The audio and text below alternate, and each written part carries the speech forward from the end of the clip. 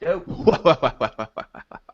I'm the host for interviewing the #1 content creator of the Red Pill community in Reddit, Jello! And on my other side, I got the fucking chillout community from the Triggered community. What's up, guys and girls? Awesomeness will becometh. Huh. I'm pretty fucking amazing. At least try to match Alan's level of energy. And Fuck yeah. I'm all lubed up and ready to go. So let's do it. Okay, Jello, would you mind giving us a little bit of background? Okay. So I'm one of the top contributors for the Red Pill community, which is one of the most radical communities in the manosphere. And basically, it kind of has three pillars: masculine self-improvement, anti-feminism, and then it also comes from kind of a biopsychology background. And our demographic is about men who are between 18 years old and about 23. That's kind of our median ages. So we're kind of a high energy, aggressive community. We're very controversial. And I've gotten to the top of that by producing controversial content for that demo. What would you say is your most controversial content? I think I wrote an article criticizing American mothers, and I compared them to mothers of other countries. And my main point was that American mothers don't cook for their children. And I also said that American mothers don't read for their children. They just sit them in front of television. And so despite every advantage that American mothers have over, let's say, a second world mother in Brazil or third world mother, they do a worse job with the resources that they have. And that was very controversial. That definitely hit a nerve. Another article that I wrote that was incredibly controversial was called "Treating Women Like Children," and it was about how you have to take care of your partner. You have to anticipate her needs like you would a child. And so, maybe your wife comes home from work, she's cranky, and rather than engaging in that negativity, you would say, okay, maybe she's tired and she needs to take a nap. Maybe she's hungry, maybe you need to feed her. So kind of looking past whatever she's saying and addressing the underlying issue. And that hit a really strong nerve. A lot of people got offended, and that's what catapulted me up. And right now I've been moving further up from that point. That's been about 2 years ago. So you've been riding Okay. that wave for about that long. That's pretty interesting.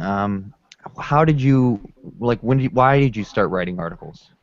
Okay, so basically, there's a lot of little things that I noticed, right? So I was in university, and I noticed that all of the attractive men, it was very easy for them to find girls, right?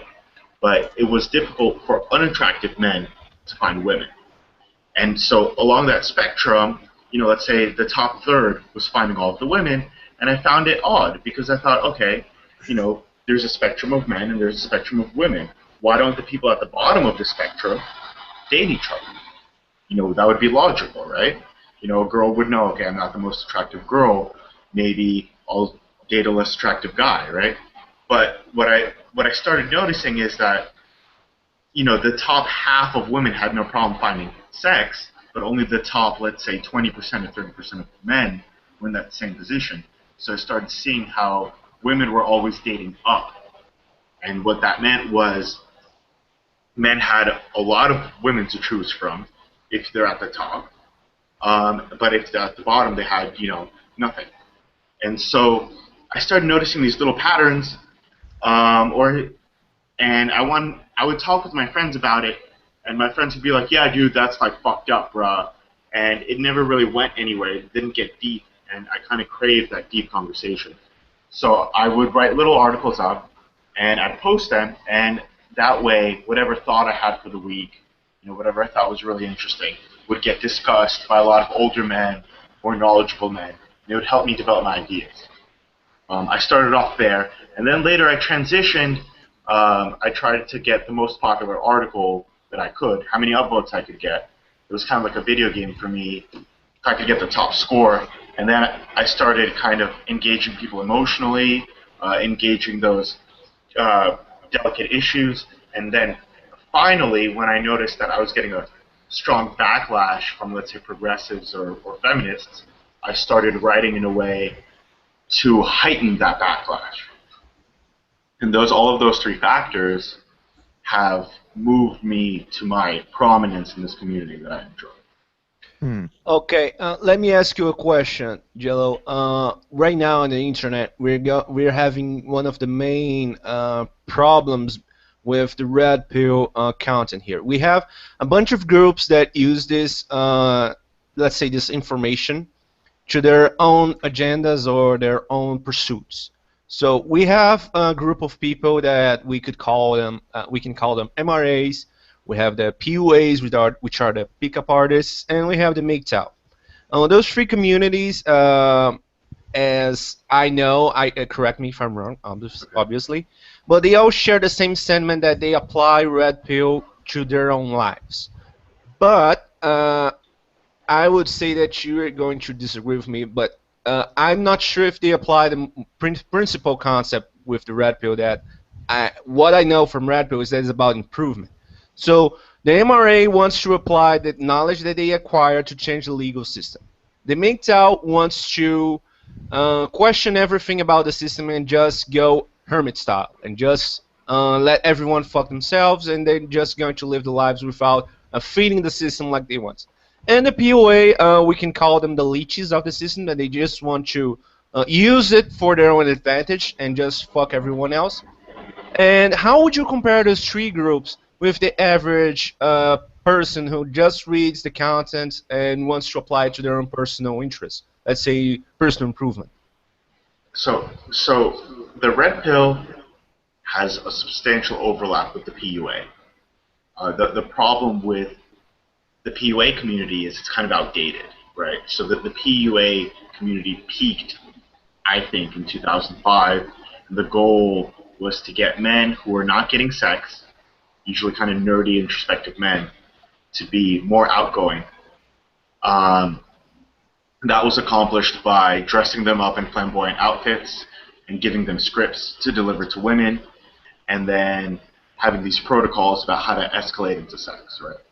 And so the problem with that approach was that, women want a confident man, and even though that they were doing the things that confident men were doing, they weren't confident men themselves. And so the problem with that is the women would see right through it. It'd be really weird. It'd be kind of like a clown to them, and they'd tell the guy to go fuck himself, right? So the red pill approach, or the approach that I use, is I want to develop that confidence in men. And I've worked as a personal trainer for a long time, and so what I do is I get guys into the gym, I get guys eating healthy, so they can get a body that they're proud of, to develop that confidence. And once that confidence is there, I believe women will be attracted. So no protocols, no scripts. The other problem the PUA community faced is everything got very heavily monetized. Everything was a gimmick. And so that very aggressive monetization kind of gave it a bad name. But, the red pill is definitely about getting women, strategies that work, on Tinder or in person in day game, in relationships, what kind of dynamic to set up. So we share that with PUA. I think we share the ideal. Our implementation is different. So I think that's the main difference or similarity with the PUAs. Okay. Yes, so that's PUAs. This was a complex. So then you asked me about men going their own way. And the MGTOWs, yeah. The other two groups. The MRAs, they see the inequality.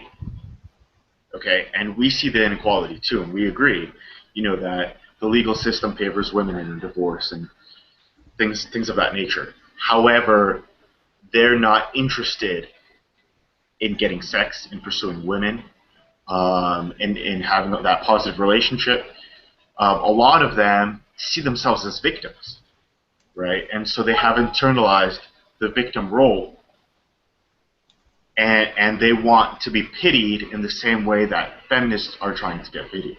So that's our main disagreement, right? And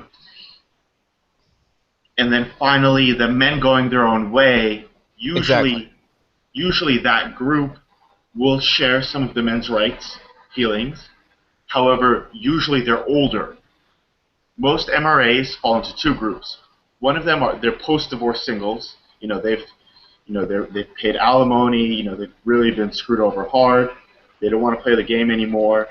They're hurt and they're done with it, right? And so they're usually older than the red pillars that I encounter, or they are people who are fat, unattractive, or psychologically maybe they're depressed. They're people in a state who know that they're at the bottom of the hierarchy, but they don't want to fight their way up. And some of them are very young, and speaking with them is very frustrating because maybe you're talking to a 22-year-old overweight guy who doesn't have success with women, and you say, okay, here's this diet, here's how you should be eating, here's how you should be cooking, this is how you should be exercising, you should be going for walks, you can't be in front of a computer all day playing video games and masturbating. And it's easier for him to hate on women than drop all of that and pursue success. And so that's encountering men going their own ways on Reddit or speaking to some of them in my Skype conversations. That's just my personal experience. We have this group of MRAs, let's call them MRAs for a lack of a better term, called the Honey Badgers. The Honey Badgers are a group of MRAs that have been going for a long time, and one of the main reasons that we are here together now having this conversation is because we share similar interests and similar views with the people that view the Honey Badgers and the Honey Badger Radio, which is their main content producing material in the YouTube. And though it's not like we agree 100% with them, it's that they have some concepts that are MRE concepts that make some sense. For example, one of the main concepts that they are fighting for is the right for a child to not be circumcised until it's older, until it's of legal age. Okay. So, I mean, it's not that they are very, let's say, reactionary or radical in a sense, but they produce some very good points about men's rights in today's society. How would you see this working out on the near future with the red pill going disseminating faster and faster? Because what was once just a very underground community, I've saw it rising in just a couple years to such a tremendous amount. We see this it's not mainstream yet with the media, but I don't see it. I wouldn't be surprised if it would reach this status someday. So how would you see this going with the status of the rights of man in the judicial system? I know that it's not going to make a profound change, but how would, for example, would the red pill beneficiate those countries which are mostly affected by this with divorce laws and stuff? How would you see that? I mean, primarily what you're going to see is you're going to see a hesitation for men to enter into marriage, right? So before any kind of judicial reform, you're just going to see a kind of social shift of saying, okay, marriage is a very huge risk, and I know what happens to men in divorce. I just don't want to play that game. And so you're going to see men not entering marriage, and therefore you'll probably see a lower divorce rate subsequently. As for legal change, if you look at the legal system itself, as far as the U.S. is concerned, there's an incentive to award alimony or to, award those payments because that's taxed, right? And so there's basically a financial motive for that to happen. The the government gets access to some of that money. And so you're not going to see a difference. You're not really going to see a change, even though this isn't an equitable kind of solution, just because there's people making money off.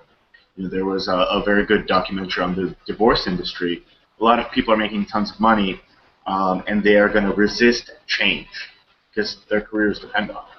So I personally, I don't see any kind of legal change happening because of the vested interests. Okay, go ahead. The other question you asked me was about the red pill spreading. One of the things that is unique to the culture of our red pill is the content there is written on purpose to be provocative and controversial. I, as well as a lot of the other writers, really enjoy getting that very large response from our critics, to see that huge emotional response. And so eventually someone is going to be baited on the news or from the mainstream media to shine the spotlight onto the red pill. And when they do, I believe that first that community is going to be banned and we're going to move to a different website. We have contingencies in place for that. And second, we're going to grow. We're going to grow a lot. I just have a question on that. So what are your contingencies? So basically, we have another website. And it's awesome. And so because Reddit doesn't control it, we'll move over there, and we won't be able to be censored. The problem with moving there is right now, because Reddit is such a large website, we're able to get a lot of new subscribers every day. I think the number is about 130 a day, right? That's our growth rate. But I feel that once we move there, maybe our growth rate will slow down. But it could be that because of the scandal of us being banned, we won't really need that growth rate anymore, because immediately we'll see, those localized spikes. Yeah. Let me just put a little bit of context here for those who don't, because plenty of you guys here on the Hangout have told me that you don't go to Reddit a lot. What Jello is referring to is that most of the persons that use the red pill community in Reddit are the ones who are mostly banned because they try to portray some of the ideas in red pill, or they just disagree with people. So we have something like a microverse of what's happening with the feminists here on the internet going on Reddit. People post discerning opinions and they get banned from other subreddits, which are essentially other forums. Well, I mean, and the they point, get banned because they post dissenting opinions. The point I would make is that it's not even gender focused. It's anything that contradicts sort of the progressive mantra gets banned. So exactly. if it touches on gender or politics or economics, sexuality, yeah. No, it doesn't even have to touch on sexuality. They'll ban you on economic grounds. You say something that they don't agree with about interest rates, and they'll ban you. It's anything. Magic had a question. Go ahead, Magic. Yeah, I wanted to ask the difference between the alpha, beta, and omega thing, the omega male, because there's a lot of contingency, and how they describe it in the red pill community, at least the one that I've heard in YouTube, is that the omega male are like those degenerate that get pussy, but they are like thugs and stuff like that. So yeah. Could you describe those for me? Okay, so basically, even within the red pill community, there's disagreements about those terms. And you have to understand that the red pill community on Reddit is very international, right? We're about 57% American, 25% European, and then Asia, Oceania, all of that. So what you have to understand is that what is perceived as alpha or attractive is very situational or contextual. And to the culture, I imagine. Exactly, right. So, there's cultures where if you can jump over a whole bunch of buffalo, that's very attractive, right? In other cultures, you have the classic masculinity of being very muscular. Maybe you're in Mongolia and you're the top wrestler there. And then in the United States, it could be, what kind of cars you have, or what kind of property you have, or and even within the U.S., there's kind of subcultural climates of, maybe you're in an impoverished neighborhood and you're a drug dealer and you're only making $50,000, but in that local climate, $50,000 is a lot. Yeah. Right. So there's a lot of disagreement about what is alpha. Some people will say being openly confrontational is alpha. Other people will say, it's about stoicism. And this argument goes on forever. The reason why it does is it goes on in text and people don't see each other. If they weren't able to, okay, hey, I'm talking to a person in Turkey and I'm in New York or something, they would quickly figure it out. But just because of the medium, that's why that argument rages. But the So general... it's a global perception of the area that make you alpha or not, for what I have heard so far. Yeah, so different traits would make you successful in different environments. Yeah, Exactly. there are different cultural prerequisites. Right. So, if you wouldn't mind defining as well as you can what an omega is, I understand, at least I think I do, what an alpha and a beta are, and I can identify them in any kind of cultural context. I can look at them and I can see it, but I don't know what I'm unfamiliar with what omega means. Well, first, rather than creating these stamps, right? In saying this guy's alpha, this guy's beta, this guy's an omega, you should kind of see it as the spectrum.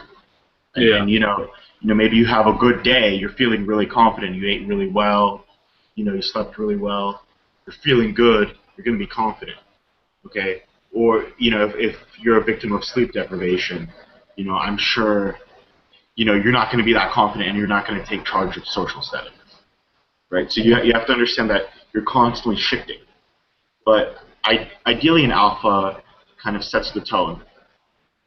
He'll kind of set the balance, and if he speaks, people will kind of conform to the implied, the things that are implied but unsaid. He's in charge. He's in charge, but there's strong power and there's soft power. A beta doesn't necessarily have to be weak.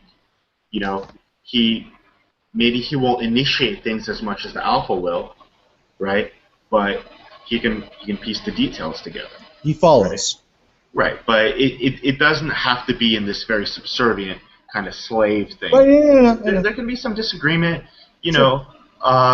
What you have to understand is with the alpha leadership, this person's manic, and he has a lot of wild ideas, right? And he's like, oh yeah, we should totally do this, but maybe it's not that well thought out, and so maybe the beta can help him refine that. No, I mean that's society. So you're saying it's symbiotic. If you can't be an alpha by yourself, you definitely need people backing you up. Yeah. Right. It's kind of like the CEO and the accountant. You're saying, okay, who's more important?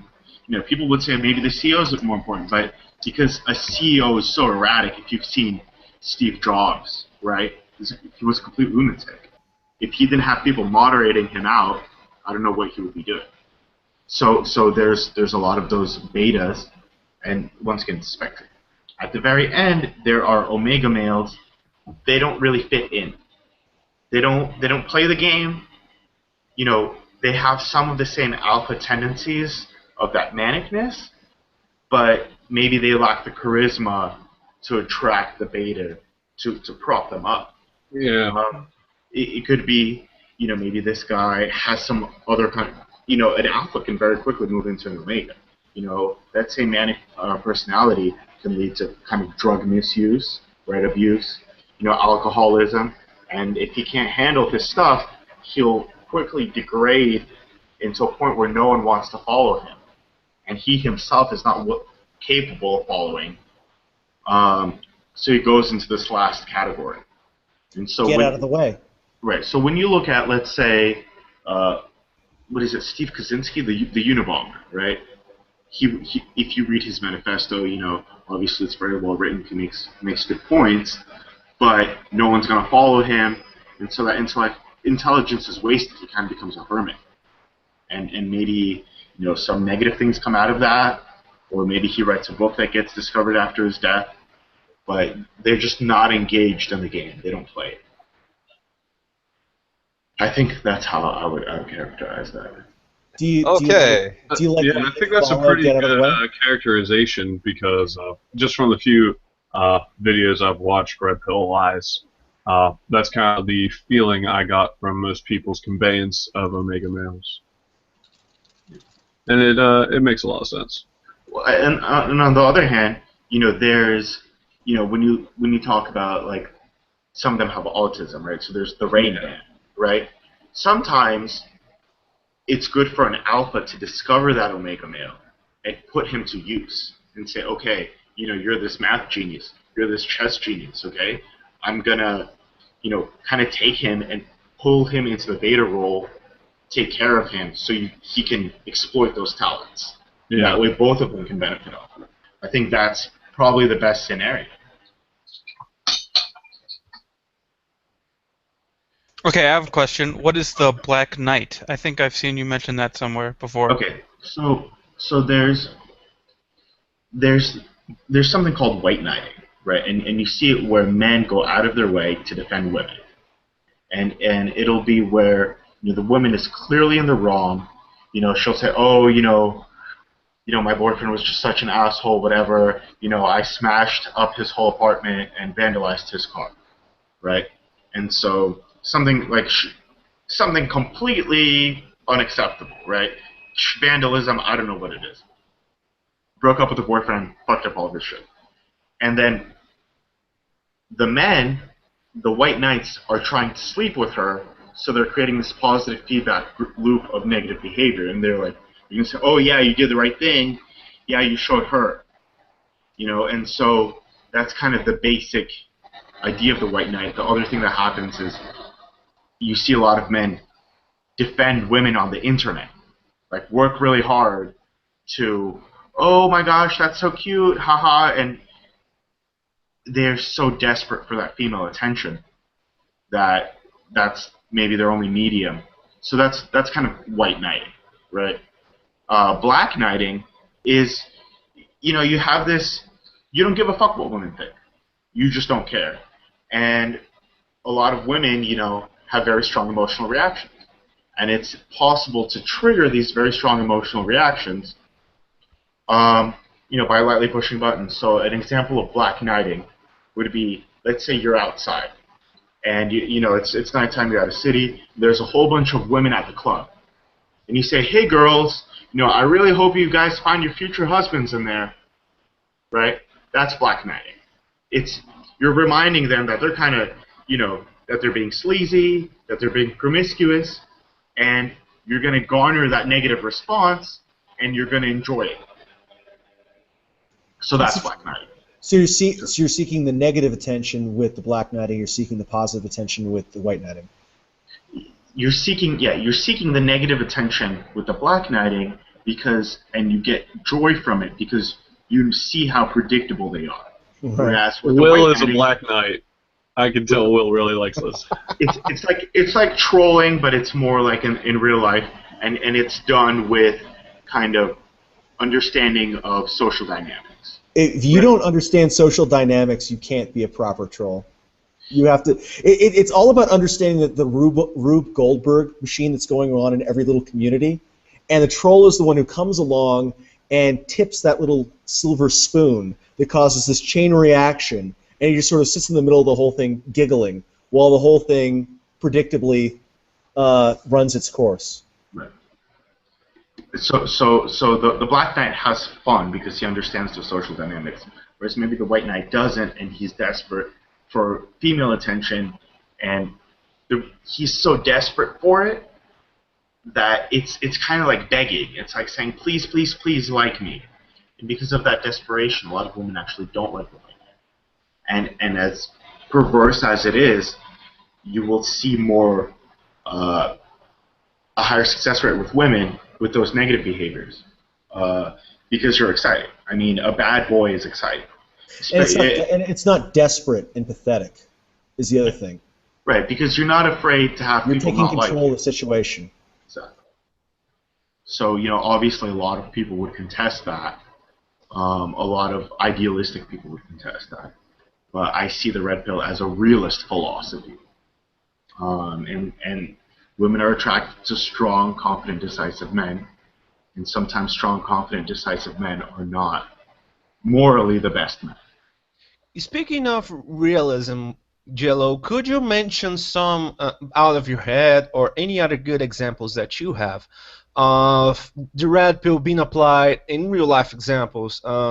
I've heard somewhere that Donald Trump is one of the main examples in politics of the red pill applied to some of the concepts in red pill are actually he uses that in political debates, as for example when he refuses to apologize for sexist statements, let's say, for example. And he definitely he's such a cunning man that he not only he does not apologize, but he comes up with upwards with his arguments.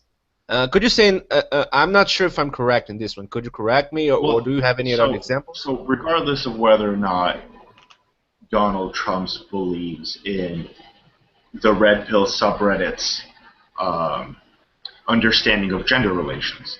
Maybe Donald Trump believes that, or maybe he doesn't, but he understands social dynamics very well. And he knows that by apologizing, you appear weak. And so if he apologizes, people will dislike him because people dislike weakness. So they said, okay, Donald Trump, you made these sexist statements.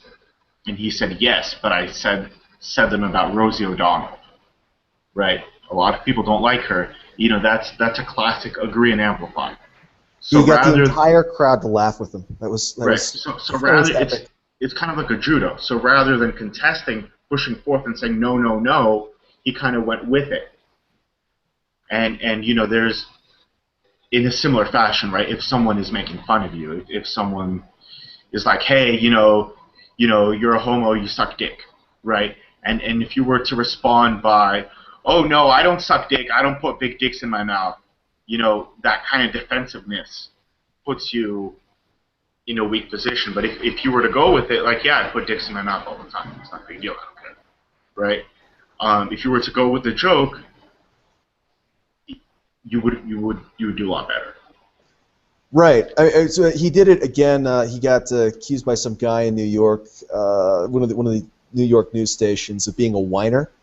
I don't know. It was on YouTube, and he said, "Oh yeah, no, I whine until I get what I want. I'm an amazing whiner." Yeah. Right. So he's agreeing and amplifying, and so I think what happens there is, he probably doesn't believe our ideology, or maybe he does, but that those social dynamics, I think he understands them really well, and I think that's why he's performing so well right now.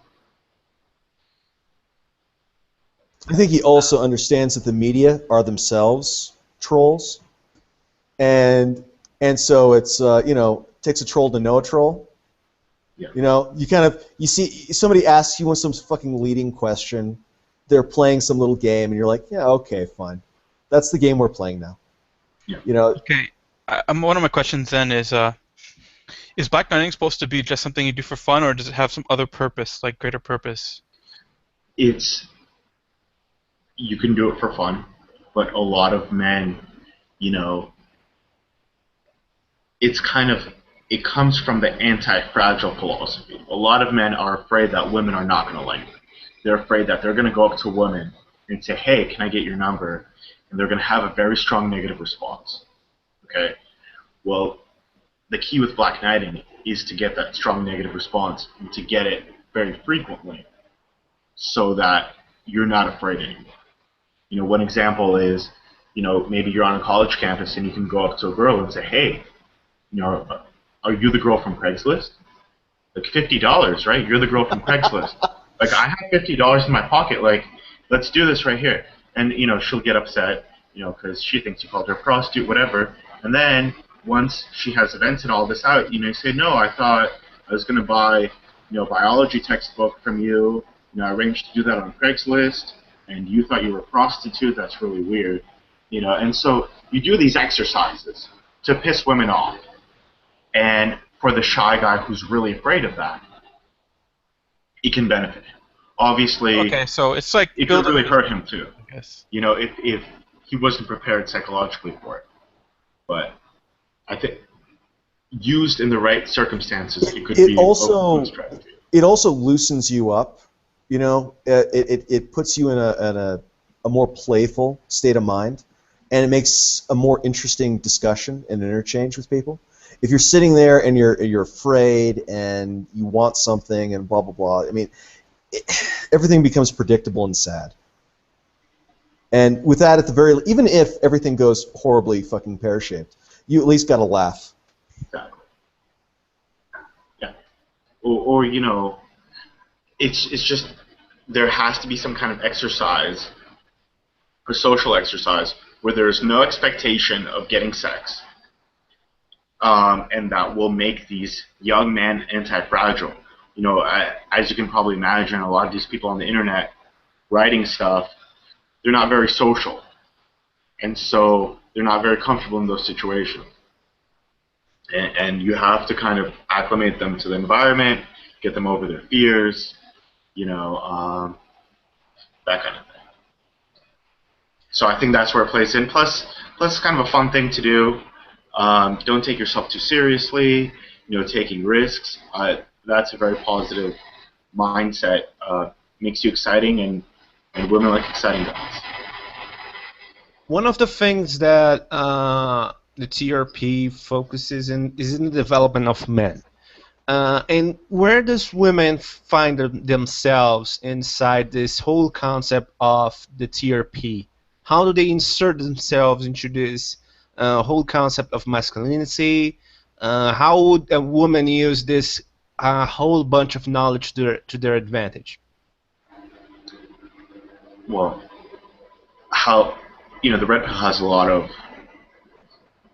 I think the first step, if a woman was to read the red pill, would be to understand that a woman's attractiveness is very important. It's not only important in finding, a man, succeeding in that, but it's also important in how she's perceived by other women, and at the workplace, right? Attractive people perceive more positively.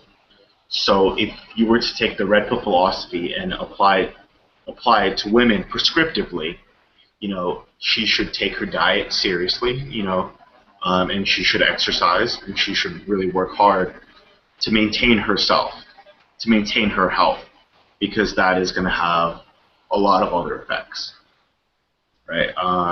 The other thing, it's important for women to be healthy, because healthy women produce healthy children, and so obviously everyone wants to have a healthy child, and from that perspective. Okay, so mainly the self-improvement parts, right? Definitely. Okay, go ahead. Also, the red pill says a lot of negative things about women. A lot of negative things. And some of them are divorced men venting. Some of them are men who just got out of relationships. And so when you read the red pill as a woman, you should really recognize where those people are. You shouldn't interpret that in a vacuum. But I think even that negativity, to a woman who is so interested or so inclined to learn about this, she can kind of learn about, okay, well, this happens to a lot of 18-year-old men. This is how 18-year-old men think. This is how, divorced 40-year-old men think. This is a problem, that guys in relationships, maybe in their mid-20s, have. And so if she looks at it and sees it for what it is, it's kind of like cheat codes to men. I think it could really help her understand men if she was interested in really figuring out what the other gender is doing and thinking, as long as she can pull back her emotions from it, which can be difficult for women.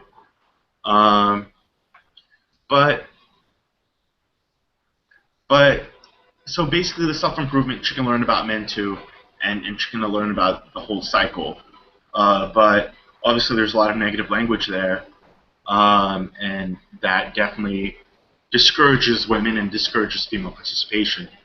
And it's kind of done that way by design, because a lot of women want to give men feel-good advice. You know, they want things to be okay. You know, they kind of have that motherly role of calming men down, and they intrinsically don't like the level that goes on, because they want everyone to feel good. So it also kind of serves that purpose to keep it that male locker room, for lack of a better term, a male space. So there's a lot of different things going on, but I think women could benefit from it, but I think it would take a very special kind of woman to be interested in using it. Most women, obviously, are more progressive, and they'll just have a negative response to it, which is fine too. You know, that has led to my success. Okay. Another thing, speaking of women, we have a lot of right now debates and clashes with the feminists, and I believe that the red pill also does, because many of the ideas that you guys and any red pillar that self-proclaims a red pillar faces is the usual accusations of misogyny. You're a woman hater. You're a member of the patriarchy. You said yourself before that black knighting is a successful response to this torrent of offenses. How else would you tell people to avoid this kind of negativity towards their lives? Well, a lot of men's rights activists, right? Their dream is to kind of logically debate feminists and prove her wrong and whatever. You know, I don't really see a point with that. There's kind of a spectrum of feminists, right? There's people who casually call themselves feminists, but they're kind of more egalitarians, right? Or there's the hardcore feminists who are very vocal. They're social justice warriors. It is a part of their identity. You know, you can't debate this person, because as soon as she's no longer a feminist, she doesn't know who she is anymore, right? And so that's just not going to happen. You know, it's kind of like convincing a very religious person that God doesn't exist. You know, part of who he is a religious person. So maybe I would recommend that if you recognize a person who is on that hard left, who identifies and believes in and has the male tears mug, you know, don't waste your time. You know, talk about something else. Okay. One of the main things that the red pill is attacked for is because of the concept of the dark triad. Would you mind developing a little bit about it? Well, okay, so women are attracted to confident men who are decisive. And the problem with that is that a lot of men who don't follow societal norms do very well with women. Okay, there's people who are drug dealers. There's people who do a lot of illegal activity. Maybe they're immoral. They have no problems getting girls, right? Because they're very decisive. They know what they want, and women aren't their top priority, right? And so it's this kind of acknowledgement that those negative behaviors will attract women. And it's kind of a radical concept, because it goes in the face of this idealism that you see of, oh, you know, if you're a good guy, you're going to get the girl. Oh, if you have a good job. Oh, you know, if you come from a good family, whatever. This flips that upside down and says, no, women are attracted to these traits, and they don't really care in what configuration they are.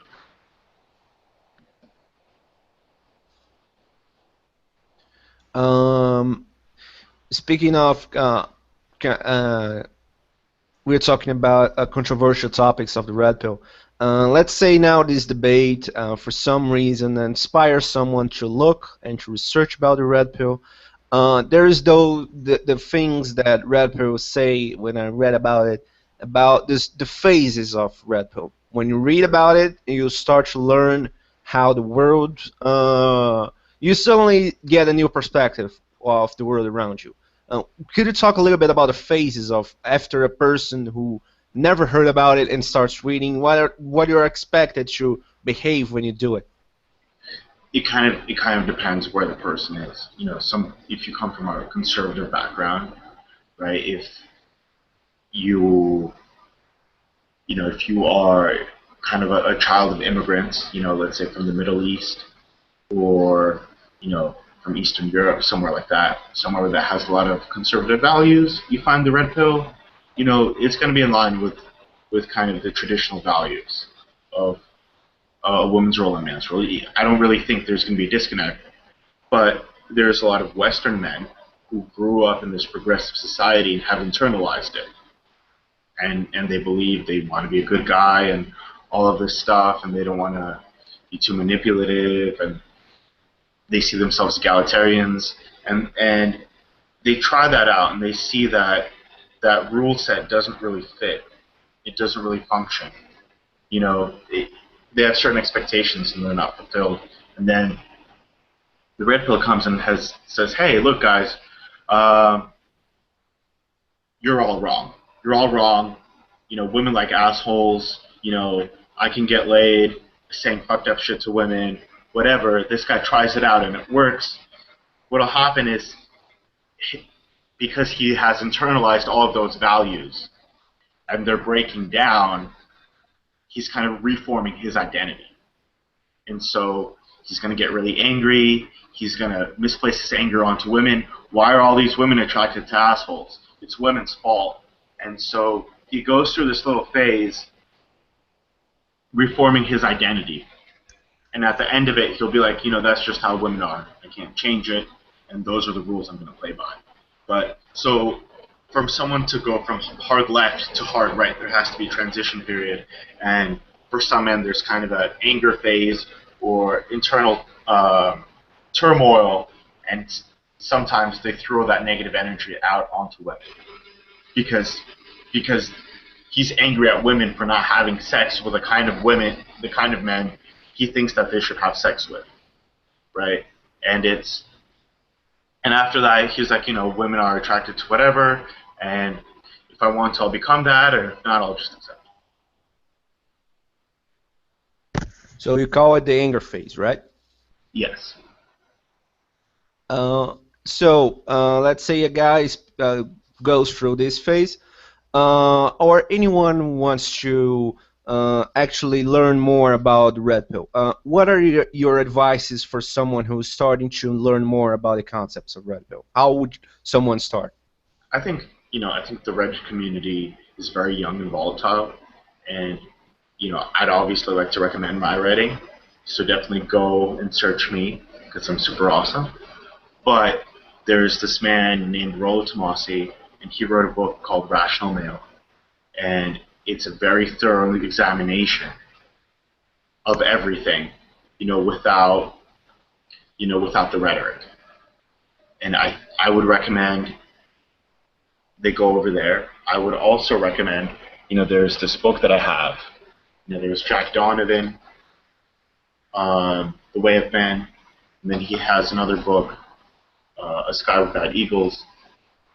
And that's another way, reading those books would be a good way, and I think it's a better way than the Reddit community. Once you've read that, you like it, you want to talk to other men who have that belief structure, participate in the Red Pill community at that point. That way you'll have a lot more context for what's going on. Okay. We have people in the chat asking for Aloe to manifest himself. Aloe, please. Aloe, are you there? Aloe has a fan base and I don't? This is fucking bullshit. It seems I'm quite popular. Aloe, what is your take on some of this? Do you have any questions for Jello? No, really. I already knew most of the stuff that he's already said. I did some research into the community, and I found out about it when I was looking up MGTOW. Aloe is a guy from Louisiana. He comes from sort of a traditional, but I guess traditional for his area, matriarchal family, which is kind of weird. The guys are generally kicked to the curb, and they have this sort of interesting, sort of female hive mind going on down there. But they are, at the same sense, very traditional, and so I don't know. Allo is always an amazing source of mindfuckery.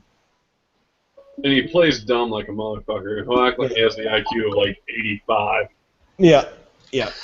But he doesn't. He's playing fucking games. He's a sociopath, actually. Mm-hmm. Yes, We're gonna keep assassinating your character until you open your goddamn mouth. Allo, what's your opinion then? What is my opinion? I have no agree or disagree or... If it can get men... No, you're full of shit. So I can't have an opinion. Okay, fine. No, I said, no, what is your opinion? You're saying you didn't have one. That's what I meant. Okay, then. My opinion on it is if that helps men get what they desire, then I'm fine with it. I support it. Give people what they want. So, Jello, the problem here we have not exactly a problem. Allo is our token guy that is a very nice guy. He's the nice guy avatar for us. So whenever women shit on him, whenever people just hate on him, he just say, okay, man, and just turns around and say, I'm sorry, and then says goodbye. What we're trying to do here is we're trying to reach for those people like Alloy, which have some problems with P said he's a sociopath. I mean, being a sociopath is actually very beneficial for someone who has the red pill concepts, I believe. But and we're trying to have a discussion here how people could improve themselves as men to outperform their better selves yesterday. And Alloy is the kind of guy that is a very nice guy. And what would you say to a guy who's just saying, okay, sorry, after someone hits him? What is your advice? Allo is somewhat passive. Yeah, exactly.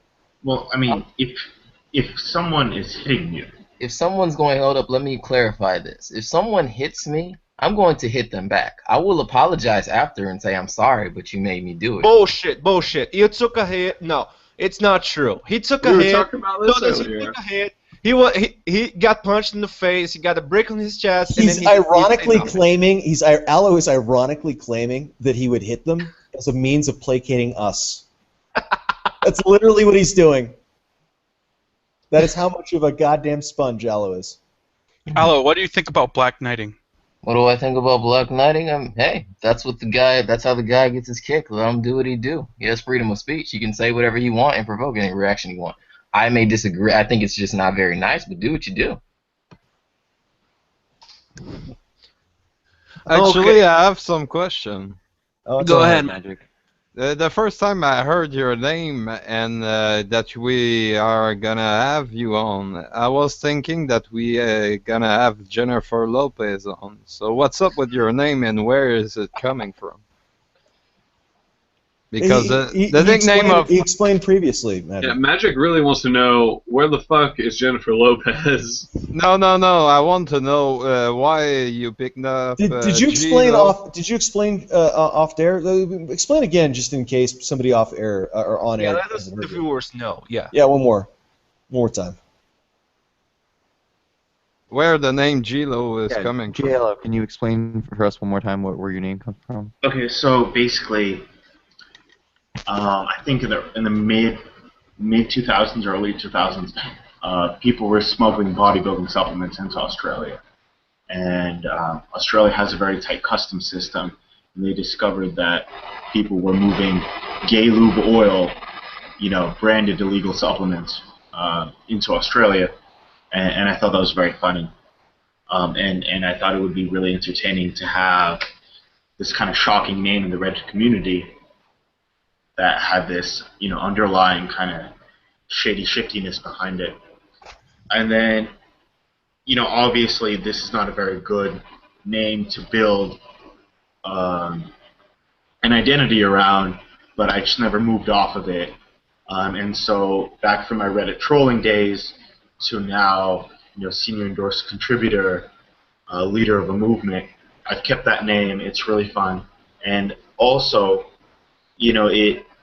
it's kind of shocking, and it once people read it, they remember me. It's not, it's not like, oh, red pill eagle or whatever, those classic, like those war names that, like war pig, the kind of usernames that all men have in those male discussions trying to prove their masculinity. This is, okay. I'm not trying to prove anything. It's kind of funny. The other thing is that, obviously I'm a heterosexual, but the left has a problem attacking homosexual men. They put them in that category where they're afraid to do it, and so. Are you familiar? Sorry, I hate to interrupt you. Are you familiar with Milo Yiannopoulos? Yeah. Yes. So he's been exploiting that ruthlessly. Yes, he has, and he's really, because when you see a heterosexual do what he does, and a lot of heterosexuals do, they get quickly dismissed as, oh, okay, you're bitter, whatever. Milo is a homosexual, okay? If he wants to, he doesn't really have to communicate with women at all. He doesn't need to pursue that relationship. So that kind of creates the illusion of him being more neutral. He doesn't have a dog in the fight. And he's written some very good articles, but also his identity, because our politics are very rapidly shifting into identity politics, has really helped him, I believe. Okay, and I got another question. What would difference the red pill community from any other self-help thingy? Like, because they all have their own lingos and stuff. So, what would be the difference between the red pill community and, let's say, the PUA, or maybe something with involving chakra and stuff? Well, I mean, there's a lot of spiritual communities, right? I think that the chakra falls into that category. We don't really play that game. PUA has very prescriptive methodologies. Okay, do A, B, C, and D. They have openers, they have sets. So whereas the red pill is kind of more of a developing yourself. There's a lot of bodybuilding, and that's why I'm so successful, because I have a fitness background. But the red pill self-improvement comes from becoming anti-fragile, pushing yourself hard in the gym, overcoming barriers and plateaus, and developing what they would call inner game through that. So that's kind of the difference. But there's no mantras. There's no write this on the board 5 times. There's no the secret. It really comes down to fitness and being confident. And I was just asking because then, let's say California, there's people that are like self-help guru that charge $15 an hour just for basically encouraging you. So I wonder how it's different, because you previously say that it's highly monetized. Right. So the red pill isn't monetized. All of the content there is free. It's very lightly monetized. There's books. I believe that some red pill men want souvenirs. So I have a red pill shirt. I made a Samson shirt. But we don't have those expensive seminars. Where, okay, pay me $500, and then I will help you overcome, your lack of confidence, or get laid with these 3 easy steps. What's the strength of our communities? We don't have that gimmicky marketing. If you want to buy a book, buy a book. If you want to get a shirt, get a shirt. But all of the content is available for free. Okay, so it would be more an evolvement stuff, more kind of ideology, if you will, than anything else. I mean, you can say it's an ideology, you can say it's a philosophy, you can say it's a set of theories, or you can say it's an agglomeration of a lot of men's experiences. Okay. And you know, when you're in a situation and you've read, you know, oh, okay, you know, about how all of these other men have dealt with it, it gives you perspective, you know, and with that perspective, you can choose to kind of follow what other men have done, what you've read, your approach, or do a hybrid approach, and then later, reminiscing on that experience, you can kind of calibrate and figure out what works best for you. Fair enough. Fair enough. You know, out of all the people here, I'm proud to say that's one of the guys who has the balls to call out people and to, you know, get some attritions here and there, just, you know, to provoke some kind of debate. When you were talking before the show, you said that, for example, one of the MRAs from the Honey Badgers, Karen Strawn, she's very popular amongst us. She has a very, I personally believe that she has some very good opinions on MRAs, but you mentioned that she has a negative portrayal for men. And after I saw some of her videos when she was debating on some of the universities, I have to agree with you somehow, because I don't want to speak for yourself, to be rude and speak for yourself. You can explain it and you correct me if I'm wrong, obviously, but you told me that there was a problem with Karen and female MRAs, that they try to portray, they fill the role of a mother for the men who are trying to become more, I see your face and you're kind of discomfortable right now. Oh, no, no, no. Well, so I personally, I haven't really read her. I think I watched some of her videos, and, you know, to be completely frank, I was bored, and then, you know, moved on to watch something else. But Karen, I think she has the right message in general. So what she's saying is probably 100% correct, from a MRA standpoint, and I think, you know, from a red pill standpoint as well. But when you look at kind of the identity politics, she enjoys what Milo enjoys, right? So no one wants to attack Milo, or the mainstream has a problem attacking Milo because he's a homosexual, and they're not going to attack her because she's a woman, right? Speaking on behalf of men's issues. And so what happens is these MRAs kind of all get behind her, and they're like, they're mommy. And the way I'd kind of describe the phenomenon is, I don't know if you've ever seen it, but sometimes there is a very large, you know, adolescent kangaroo still in its mother's pouch, and it's hiding in there. And that's, you know, all of those MRAs are proverbially hiding in her pouch. And so it's not that I have a problem with her, I have a problem with all the people hiding in her pouch. Okay, fair enough.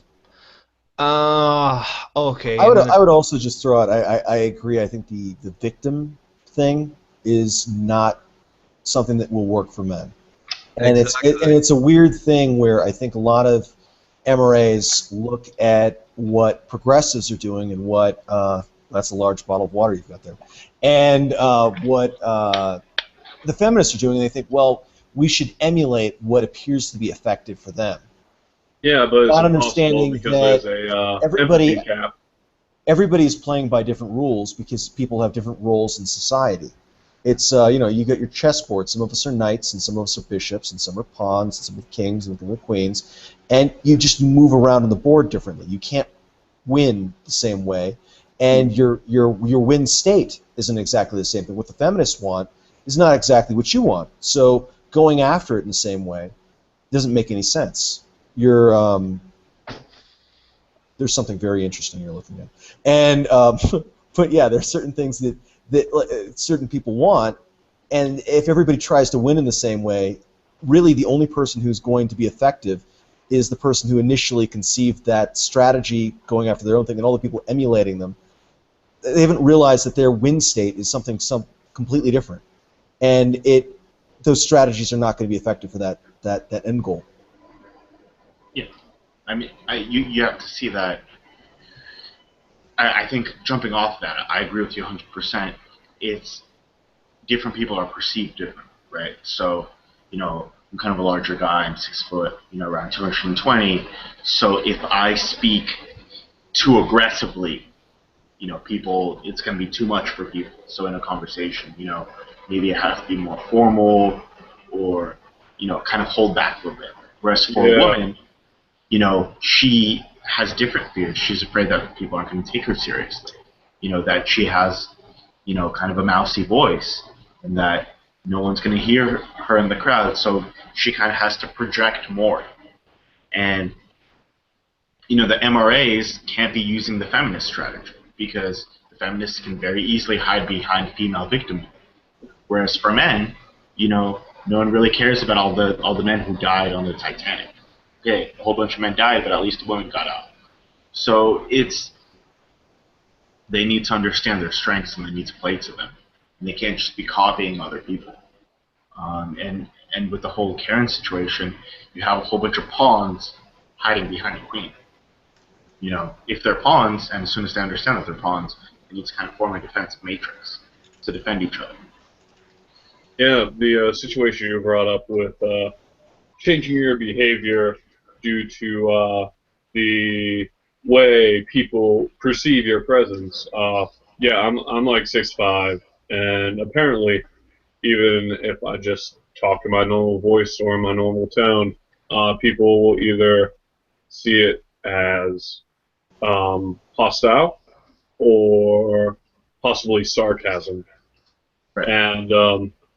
And if I don't say anything and I have a completely blank straight face, not even an angry face, but people will be more hesitant around me. So one way I have made myself seem more approachable is to smile a lot more and wear a rosary around my neck. And that changes people's attitudes right there. Well, I would say with the MRAs, they have political goals. I don't see that the red pill necessarily has political goals, and the MRAs will do whatever tactic works outside of, I guess, violence. But I don't see them having. I don't see the red pill having political goals. It's more of self-improvement. So it's an individual change as opposed to political change. So I don't think it's necessarily that they are trying to copy feminism, but I don't know what would be how else would they go about making political change. I think their current strategy right now is more of trying to change the culture, and maybe that won't work, but that's their current strategy. I mean, you know, the MRAs have their strategy, which is, you know, hiding in Karen's pouch. You know, my strategy, or the red pill strategy, is to develop the individuals so that they can play the game very well. You know, I don't believe I can change society, but I know that I can help a few men here and there, you know, become more muscular, become more confident, you know, have the strength to approach women without fearing rejection. You know, those very small things, and in that way, I feel I can make a difference. Whereas, Can I interrupt you for a moment? Because you bring up a very important point. You said that you were into improving men by making them more muscular. How does muscles play a part in being a better man? Could you explain this further to us? okay, so it's pretty simple, right? So in order to have a muscular frame, you need to lift heavy weight, right? And that in and of itself is a challenge, right? It's a challenge just like climbing a large mountain, or I don't know, rodeo. It's just a challenge. And so we live in a society that doesn't have a lot of challenge. You know, men just kind of coast through school. They do whatever. They copy homework. And so by giving them a challenge to overcome, you help develop confidence. You know, it doesn't have to be weightlifting. It could be boxing. There's an infinite amount of activities that men could pursue that they could use to develop confidence. But I'm personally very familiar with weightlifting, and so I feel that's where I can offer the best advice. Okay, when I asked you is because I read during my research that the red pill plays a huge part on weightlifting in muscles because of biological reasons. because testosterone is a precursor for hormone for exactly everything that you said. Self-confidence, self-assurance. It makes you more masculine because it not only enhances your outside frame, but it also brings out hormones that are more masculine, like obviously testosterone. Do you mind developing this a little bit further for us? Because there seems to be a little bit of a problem, because whenever people say that you have to work out, I think that there's some kind of conflicting point here. Yeah, some people get really sensitive, but I'm sorry, go on. Yeah, could you develop this a little further for us? I mean, I don't know why someone would become sensitive about, a good health recommendation to eat vegetables and go lift. I recently told the founder of A Voice for Men, Paul Elm, that he should, maybe instead of being so mad all the time, he should, go to the gym and eat some vegetables. And he found that very offensive and blocked me on Twitter. So I don't understand that sentiment. If he wants to continue being fat and die early because of that, I guess that's his choice. But, obviously, when you're in good health, you're going to produce the right hormones in the right quantities, and you're going to feel better. And it all comes together, and I think that's just good advice for everyone, regardless of your political affiliation. And unfortunately, a lot of the leftists and the progressives reject that because they're idealists and they want to be accepted no matter what. Maybe they're fat positive, whatever they choose to hide behind. One thing I'll point out, if people need to see everything in is if both sides are the same, it's very much the same. It's true for feminists as well.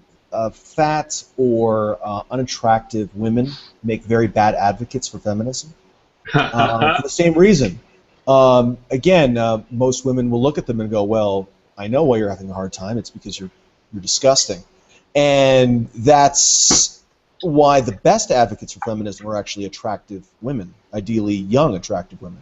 And it's one of the reasons why, I don't know if you look at the people that tend to be the most vocal or most popular, whomever is writing the books, that these people are reading, the people that ultimately wind up on the podiums and, are talking in the UN. I mean, look at in the UN, we had those, what is it, 3, 4 women that were talking in the UN. So we first had the Harry Potter girl, right? Yeah. Now, what was her contribution to feminism?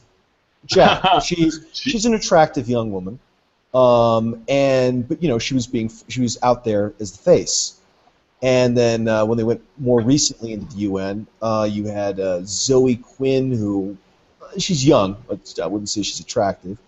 But they can put some lipstick on that pig, I guess. And then they got Anita Sarkeesian, who's okay as long as she takes the plaid shirt off, the lumberjack shirt for a moment, and I don't know, maybe you are slightly a smaller goddamn earrings on. I don't know. Don't say that. You're a fucking misogynist, Will. What was I a misogynist? You're gonna make her go back to the UN and be like, this motherfucker Will told me I shouldn't wear my hoop earrings. Yeah.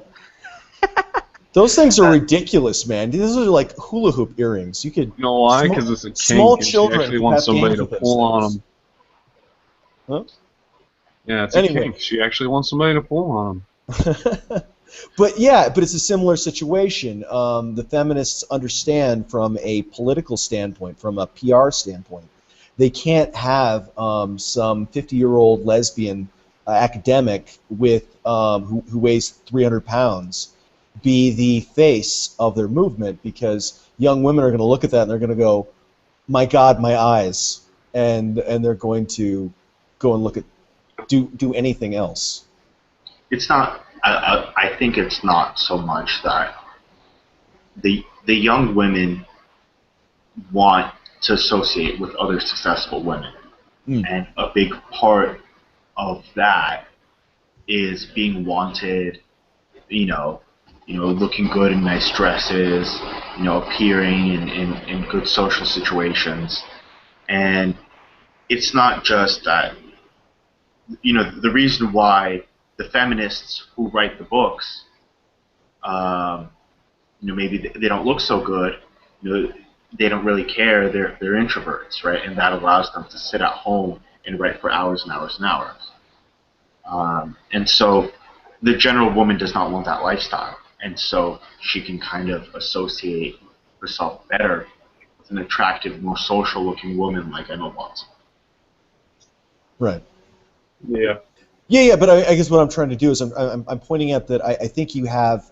I'm agreeing with your position that, say, Pat Elam, for example, would be a better representative of some sort of a men's movement if he appeared to be a successful man and looked like he was worthy of personal emulation.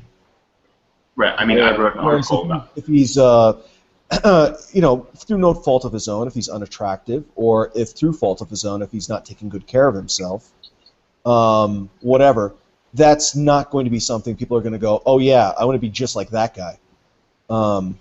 Whatever the hell is coming out of his mouth, and it's a relevant thing from a political and social standpoint.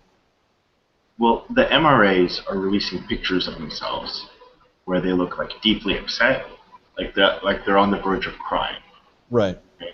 Paul Elam has a whole bunch of those pictures on the internet where it looks like his little puppy died, and then and then there's some quote like, "If only the world was a better place," or something like that. Right. Just females won't respond to that as well. Oh, no, but men will respond. The same message in a completely different way. And if you're not getting women or men to respond to something, that's everyone. Congrats. You've literally crafted something no one will respond to. Well, it will just attract more of the same, I guess. Well, right, fine. You're going to get 1% of 1%. And you're kind of bringing up a good point there, Will, that you got to assert your dominance even with other men, if you want to be a leader at least. So. Well, right. If you're trying to push change empowerment of men, then you have to do it in a male way, which is confrontational. You have to go through a trial by fire with other men, and you have to. I mean, you have to, as you say, I wouldn't say dominance, but you have to prove your right to be standing there. I think it goes back to what we were talking about before with muscle, and how some people who aren't that muscular look at themselves in the mirror and they say, well, just because I'm not muscular doesn't mean I'm any less of a man. And it's like, no, but the act of building that muscle or building a ship by hand or whatever show that you went through things to build your character. You can be built like Arnold Schwarzenegger and be shy as shit. It's not what Let me cut through that to a certain extent. It's not even the muscle. Correct me if I'm wrong, Gay Sex Lube. Sorry. I just enjoy saying that. But it's the issue is the confidence. Right, and the idea is that you're trying to build. It's the black knighting, and it's the which is putting yourself in those awkward social situations and owning it, running into sort of accusations and whatever, and as you said, social jujitsu. We were talking about that previously, and it's also being confident in yourself, which is a physical representation thing. So if somehow you can become very confident and that is a giant water bottle, and there are things going on that make you feel you're not inhibited, then possibly you wouldn't need the physical stuff so much. But the thing is that most people are going to, and also people are going to, unless you're good at getting people to see you as a confident, successful person without that physical stuff, maybe that just helps. Right. I mean, I think the physical stuff is the easiest way of achieving it. Right. Yeah, and it's something anybody can really do. Is the other thing. I mean, there's the chef, right, Gordon Ramsay, and he has a lot of videos, and he's a very confident man, and he opened a lot of restaurants, and running a restaurant's a very high-stress situation that requires a lot of leadership. And Gordon Ramsay is not particularly attractive. He's not particularly muscular. Okay, but because he has those leadership traits, I believe that he would not have problems finding women. You know, I personally, I think he's married with children. I could be wrong, but He is, yes, he is. if he was not in that situation, despite him not being very facially attractive at all, or not being tall or not being built, he could still use his restaurant leadership experience to attract women, and that would be more than sufficient. All I can think of is Gordon Ramsay coming home from a hard day's work, and his wife burning the pot roast, and he takes it, slams it on the ground, it's like, "Your pot roast is fucking shit! What the fuck are you doing here when we get out of the fucking kitchen?" But yeah, there are a lot of guys that are that generally are not the sort of Cary Grant guys that have been very successful with everybody. I mean, I hesitate to mention Woody Allen because he's sort of the but the man has gotten an ridiculous amount of sex.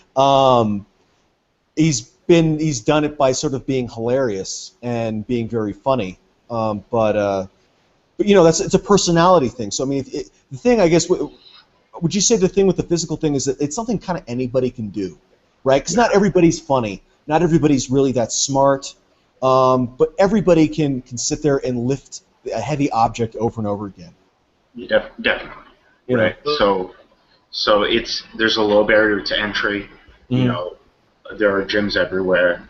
Right. There's a lot of literature on it. Right. It's something that anyone can get into. Mm-hmm.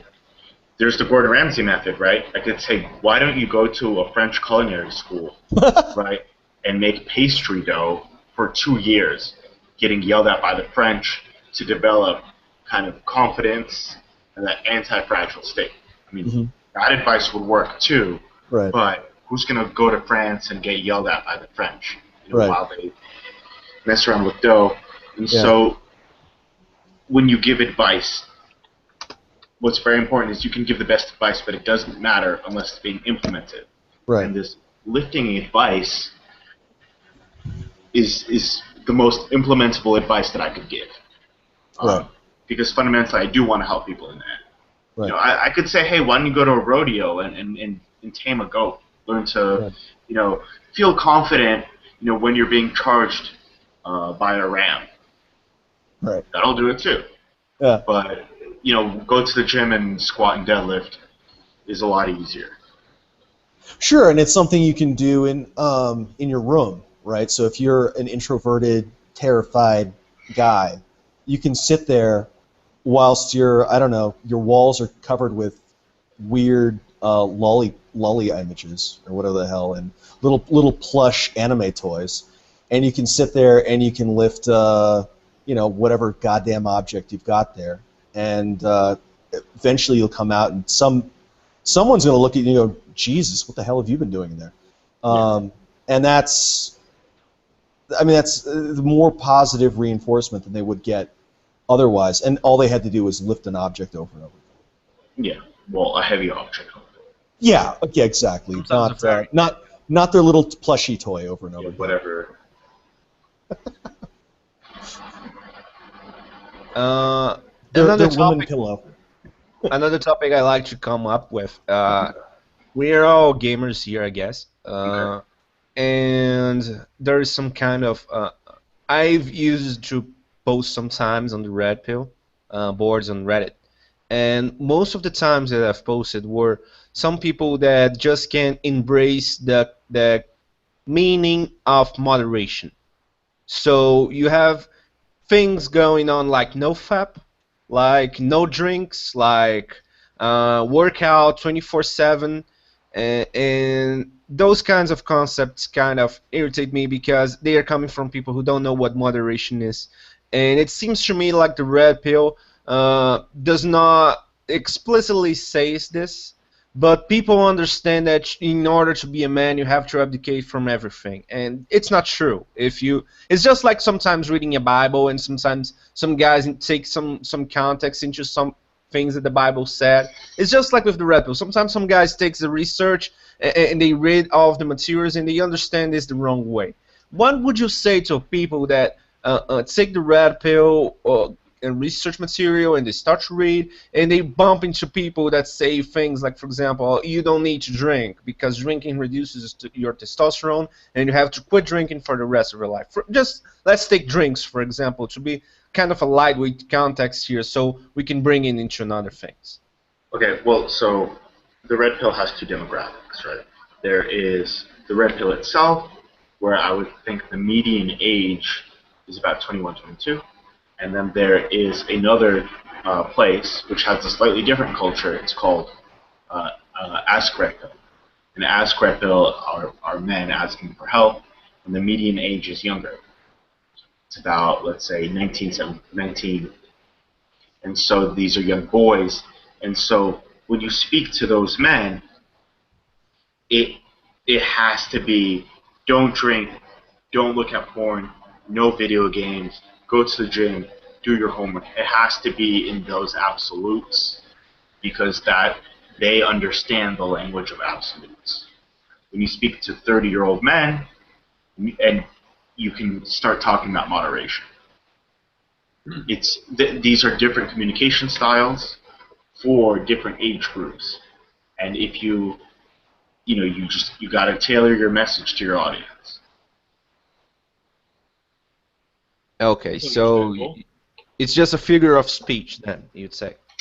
I mean, that's how if let's say you had a brother who watched a lot of porn, played a lot of video games, didn't do his studies, and he drank alcohol.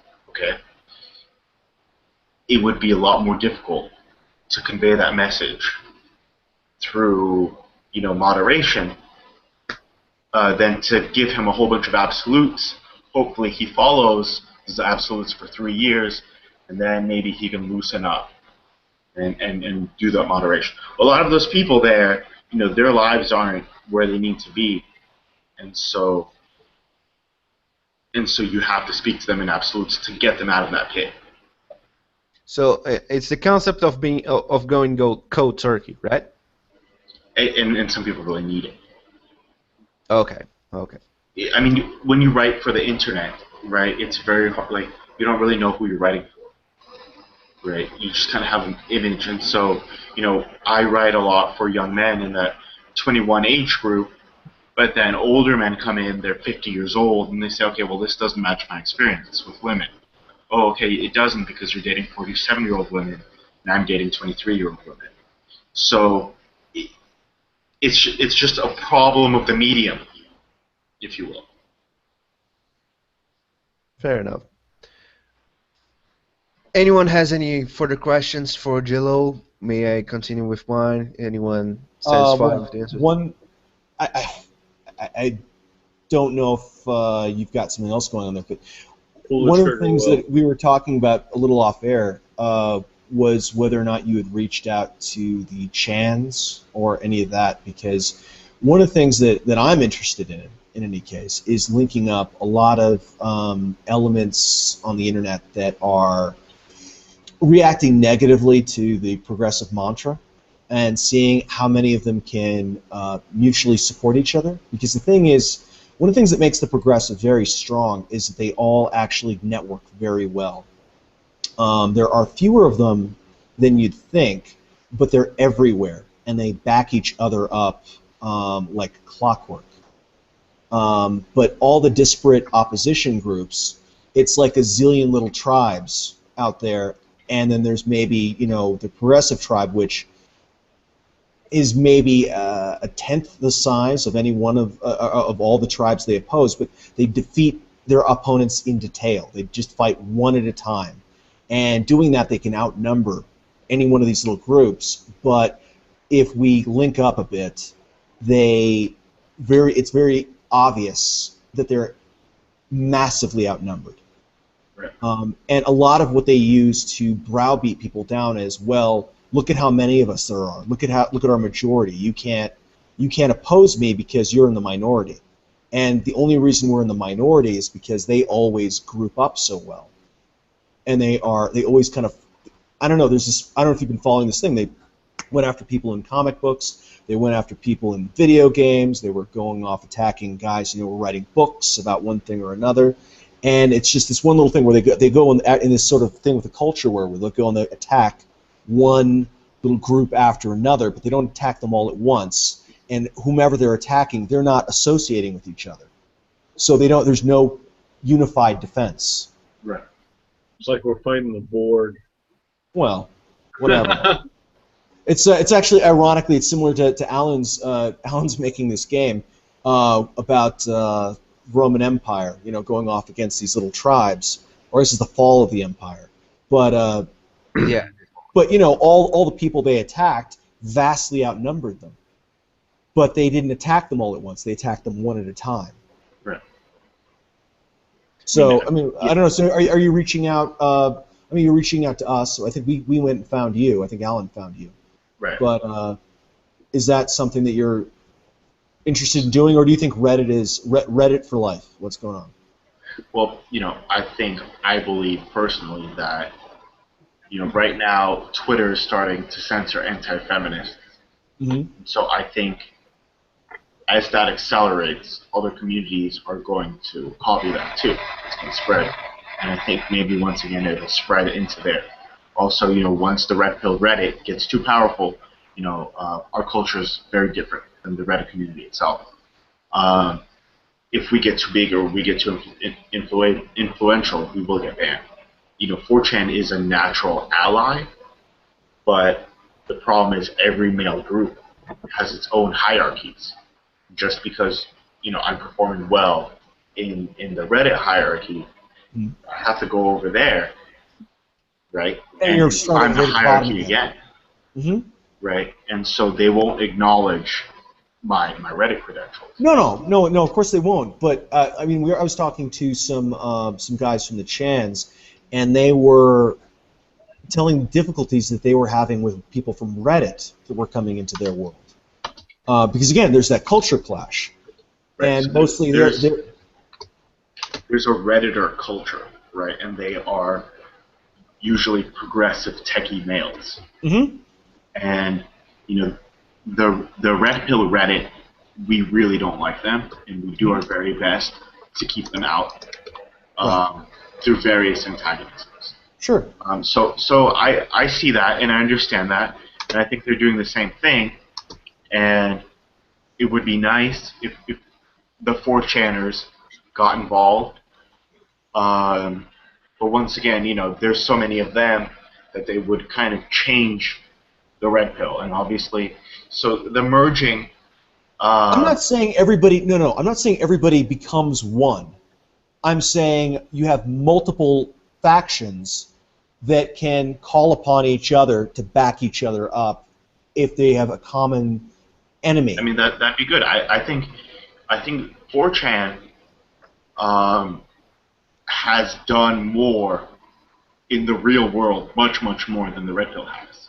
Mm-hmm. They have these campaigns to, let's say, troll various feminists, and they're very successful at it.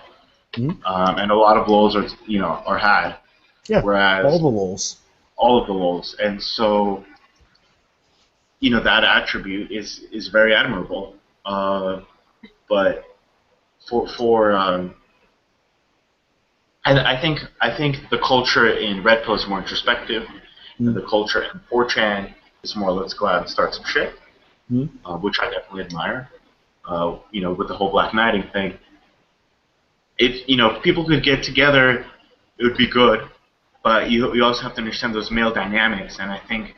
Everyone's trying to be the most alpha, whereas women kind of mesh better with each other. Right? No. There's no need for a literal hierarchy between the different groups. You have your tribe, they have their tribe. Obviously, if you want to be leader of their tribe, you're going to have to work your way up through their ranks, and you're pointing out that that's not going to happen, or at least it'd be very difficult, and you don't want to deal with that. That's not what I'm suggesting. I'm suggesting. They're interesting people, and if you talk to them about this in this way, they would both have their own input because there are certain goals you have, and they would have their own say, okay, I see what you're trying to do here. Have you thought about this? And then there are other things. So the Black Knighting thing, which you've pointed out they're good at, there might be something you want, an op that you want to have happen. And they could say, that sounds fun, let's do that, ha ha ha, right? Which could be useful to you. And they will do it for their own reasons. But that doesn't necessarily mean it wouldn't serve yours, and vice versa. It's mutual exchange. That's another aspect of male dynamics. Is I don't need to dominate you or you me for us to mutually profit each other. Yeah, I mean, you know, if there's kind of a neutral ground where members of both communities can meet, I think that would be positive.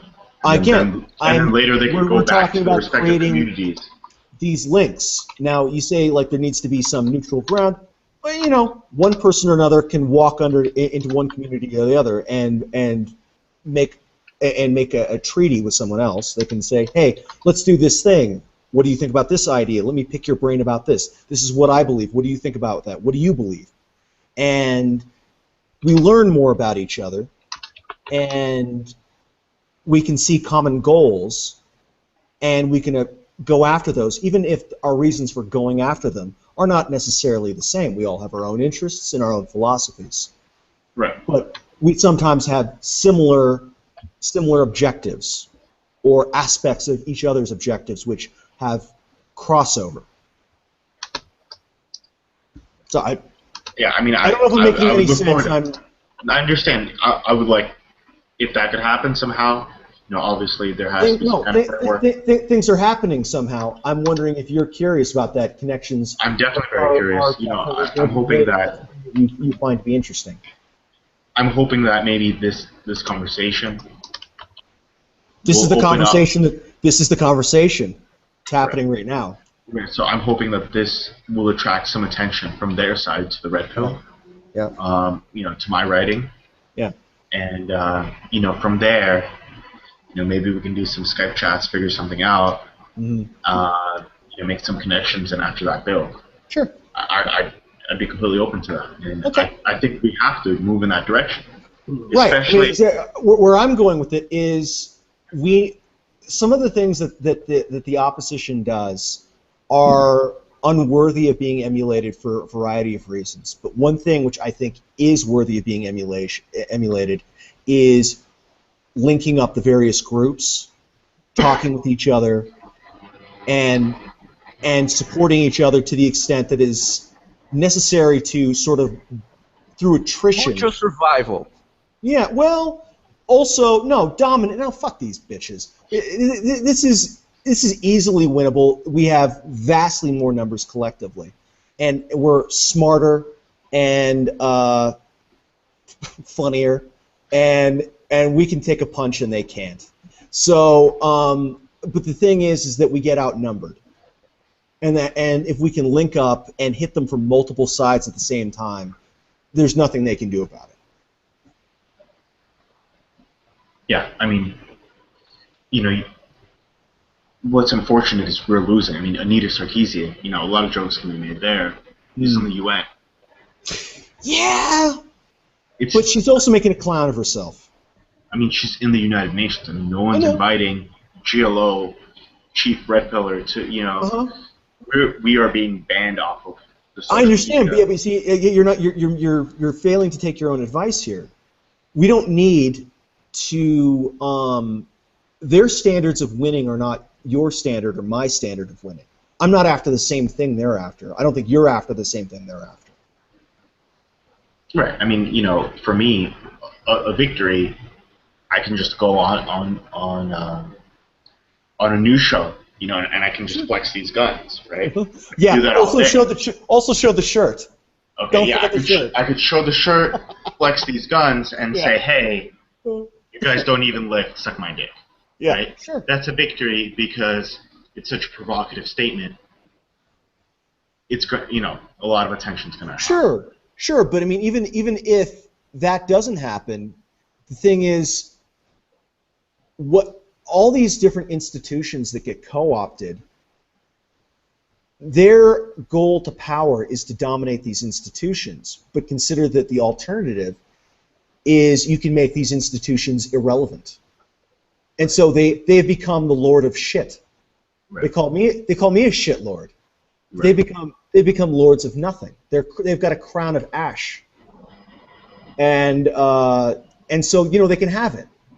But, I mean, look at how the media organizations are shedding credibility by the day. They're losing viewership by the day.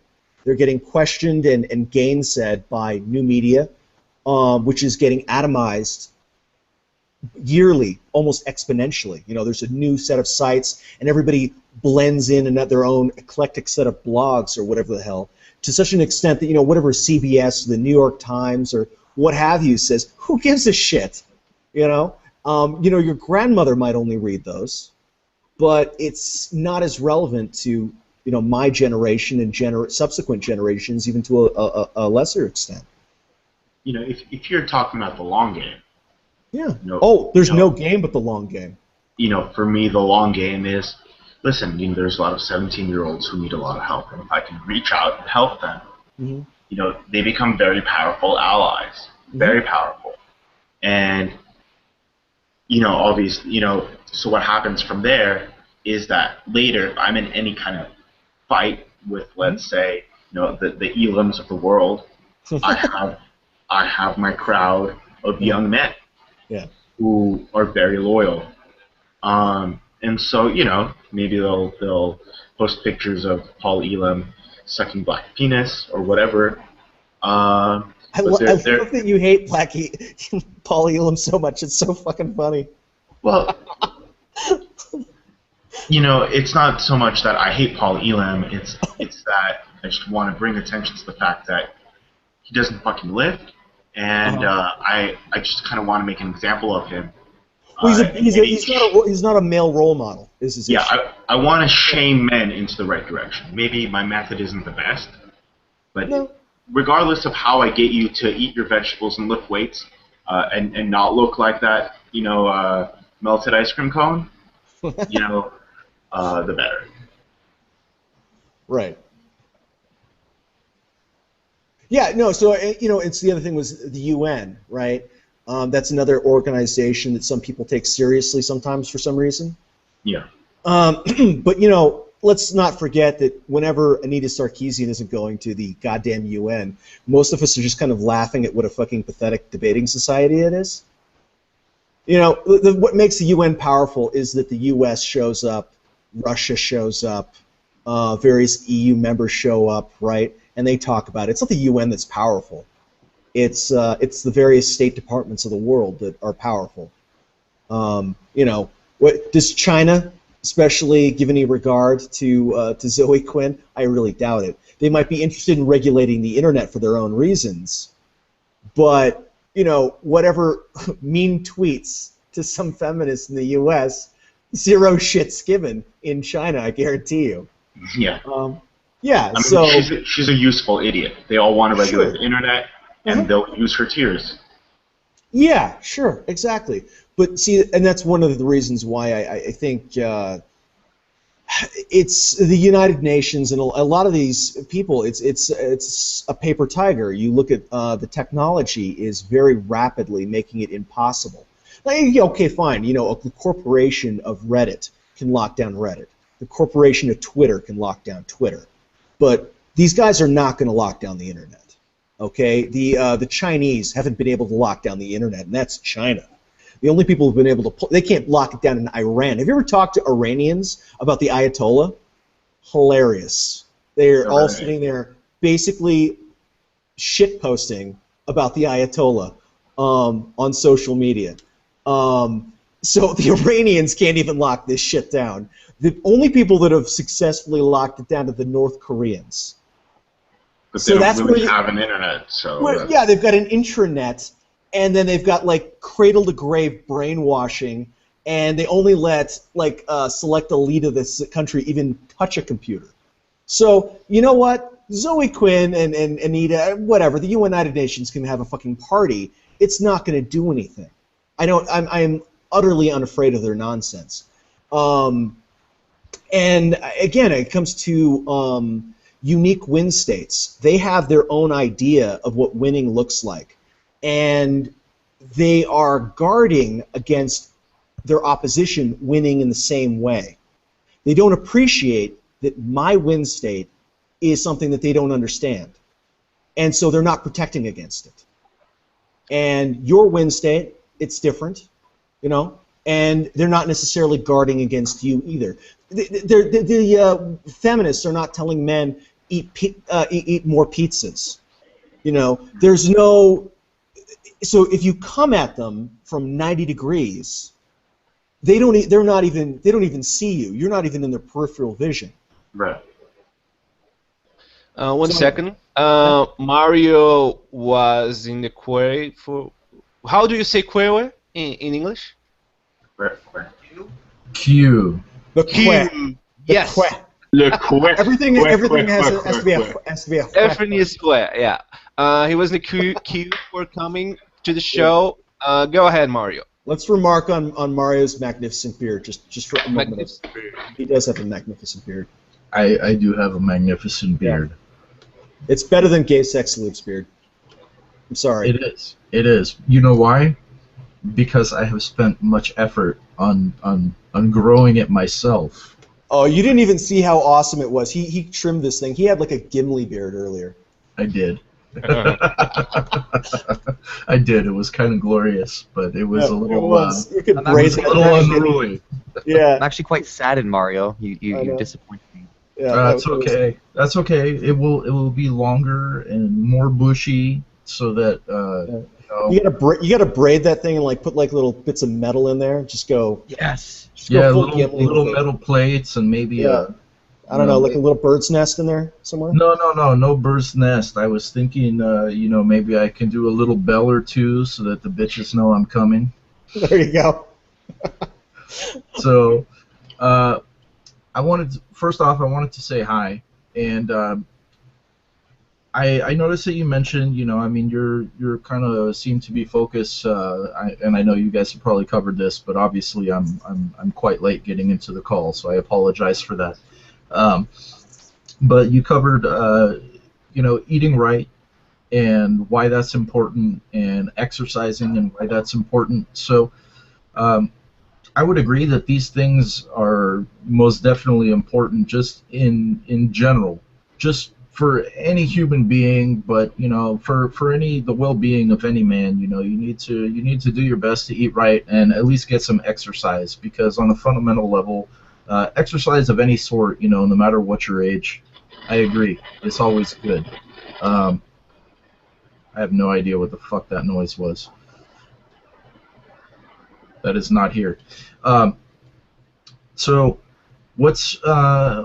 what would be the advice that you tend to give, maybe the young men that that come to you? What do you give them as a starting off point? So in terms of exercise, right? Fundamentally, your body will grow if you put it under new stress, right? Right. And you could do anything. You could go swimming. You could, you could go put your car in neutral and you can go push it. That's great exercise. It's difficult, and you will develop your legs, right? What about biking? Right. Biking's good too. I have a racing bicycle that I use maybe once every 2 weeks. I go swimming probably once every couple days, and every day I go and I walk about 3 miles. So there's different ways about going about that. My field is bodybuilding and lifting, and so what I would recommend to you, besides moderating alcohol consumption, is right in the fuse, Mario. Mario, pull out the bottle of Kraken. There's a book. It's called. There's a book called Starting Strength. I forgot who but it's a great introduction to the basic lifts: squat, bench press, deadlift, standing shoulder press, and through those core fundamental lifts that target the majority of the muscular tissue in your body, that is the easiest way, or rather the simplest way, to create the greatest amount of change in your physique in the shortest amount of time.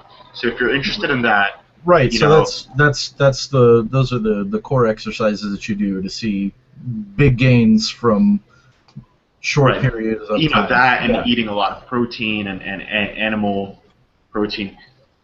Right. You know, you could listen to me all day, or you could read a book from a guy who has a PhD in kinesiology and who has been training people since the 70s.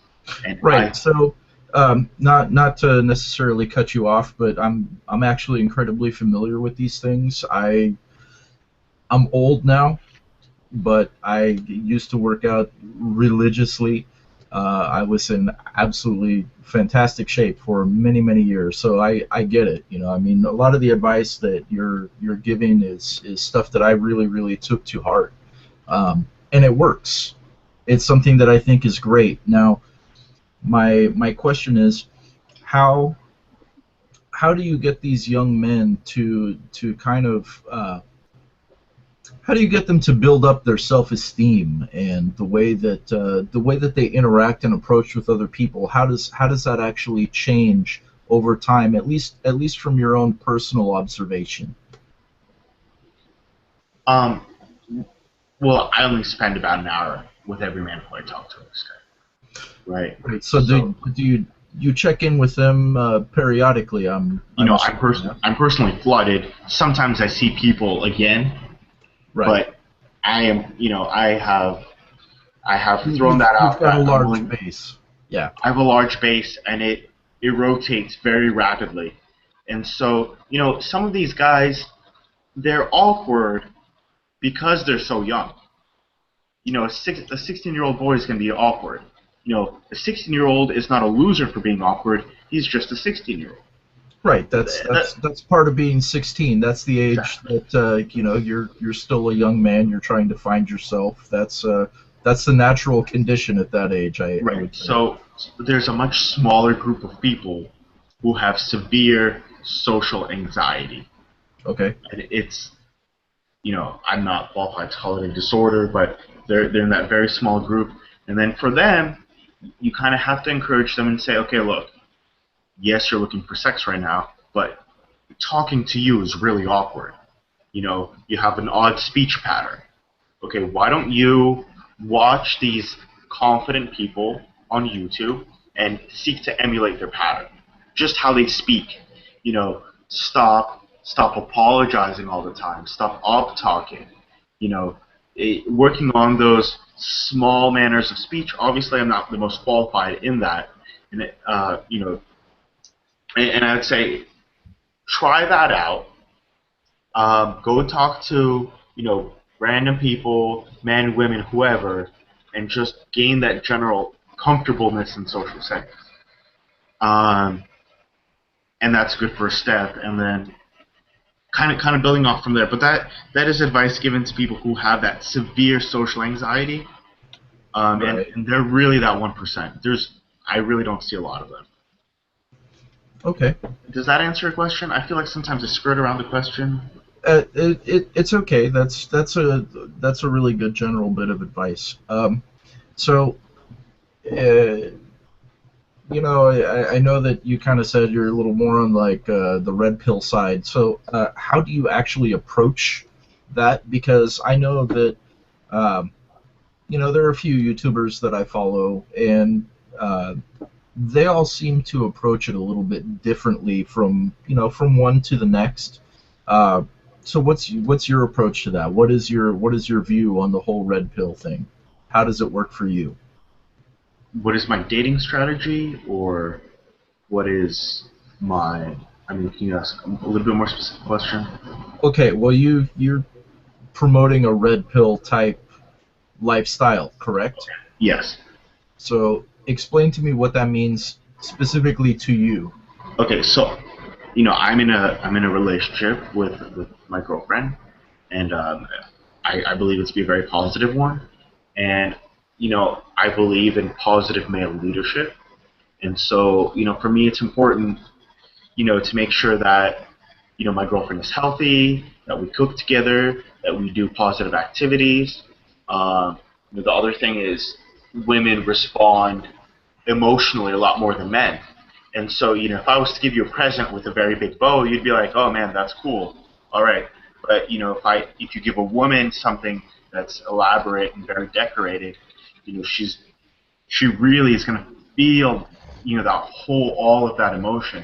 And so when you understand how women operate and that they operate emotionally, you see that the things that they value are different than what a man values. The sexes are different, but they're complementary.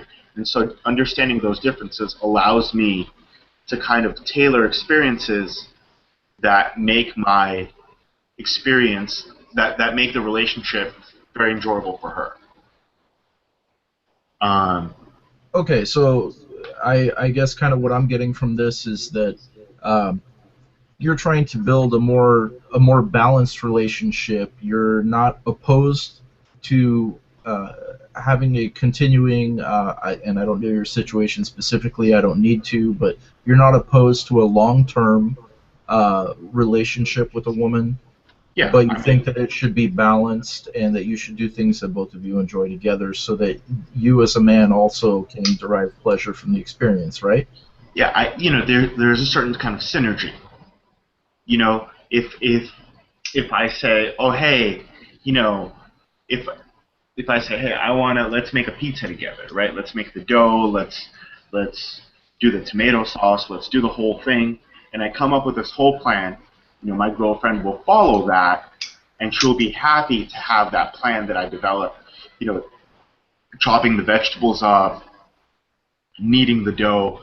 She likes following a good plan, and she feels the most at home when she's doing that. And so, in my way, I guess my responsibility in the relationship is to find things that both of us will enjoy and create opportunities for her to, how can I say, to embody her role that she likes to embody. Does that make sense? Yeah. Totally. Yeah, I guess you're trying to provide opportunities for both of you to flourish in your relationship. A lot of couples, I believe, the That man sounds does very fair.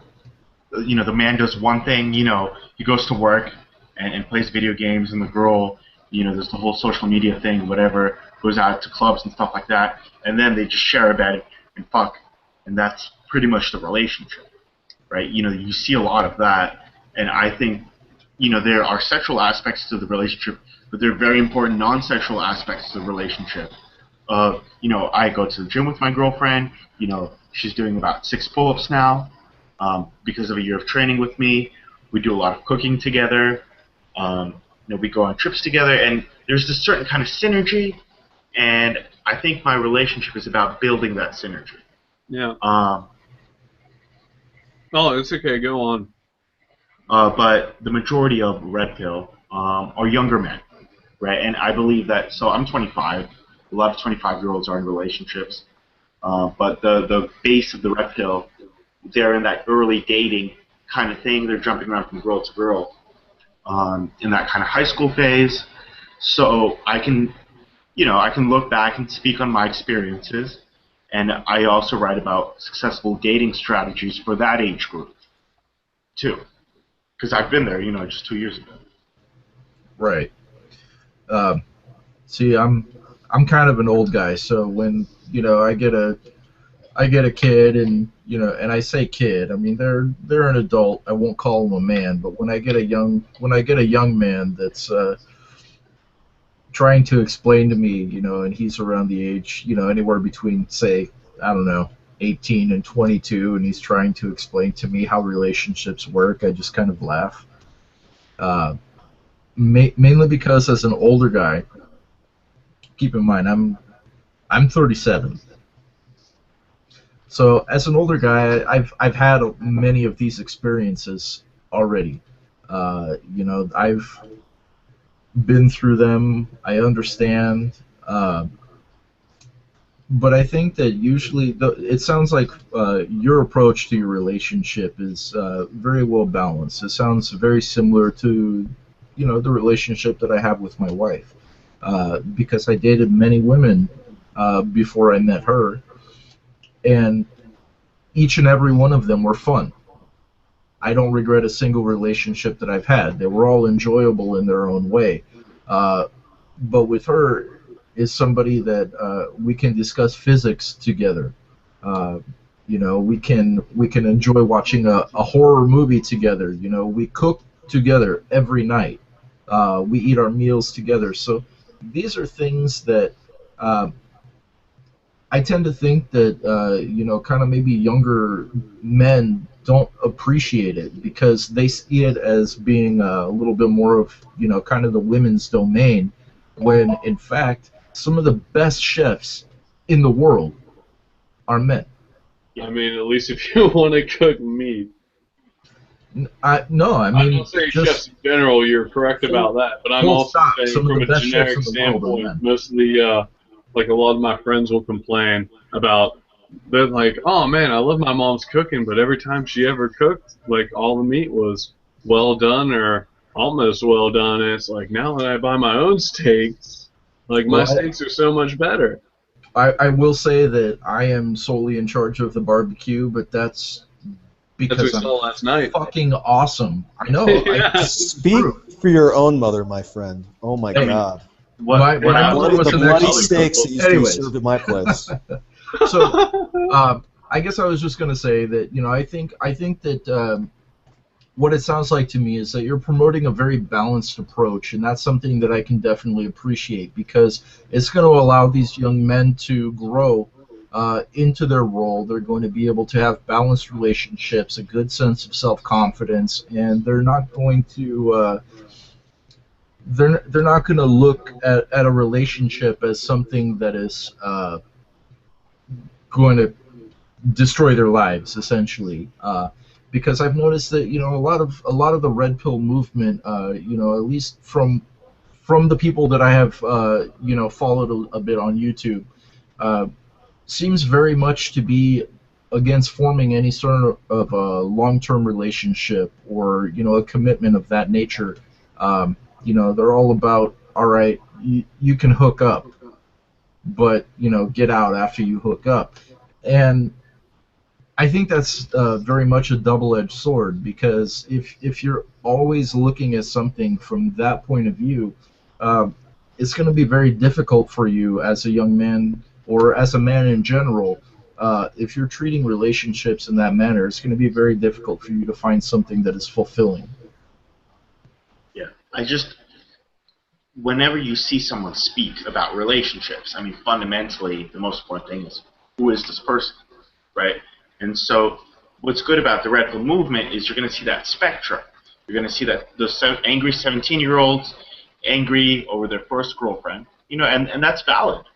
That's completely valid. And it's a good reminder of where you were when you were 17. It's a full spectrum of the male experience. And you have that fiery energy, 17, 19, and then it kind of starts getting more mellow, and eventually you get to where you are and you have a more balanced approach, or you have a more philosophical approach. And you also have to understand that at different ages, the dynamics are completely different. You know, what does it take to, as a 19-year-old boy, to attract an 18-year-old girl? That's different, you know, than someone in your age group, right? And so when you see the men going their own way, YouTubers, they're at the end of that life cycle. You know, they're the victims of a failed relationship.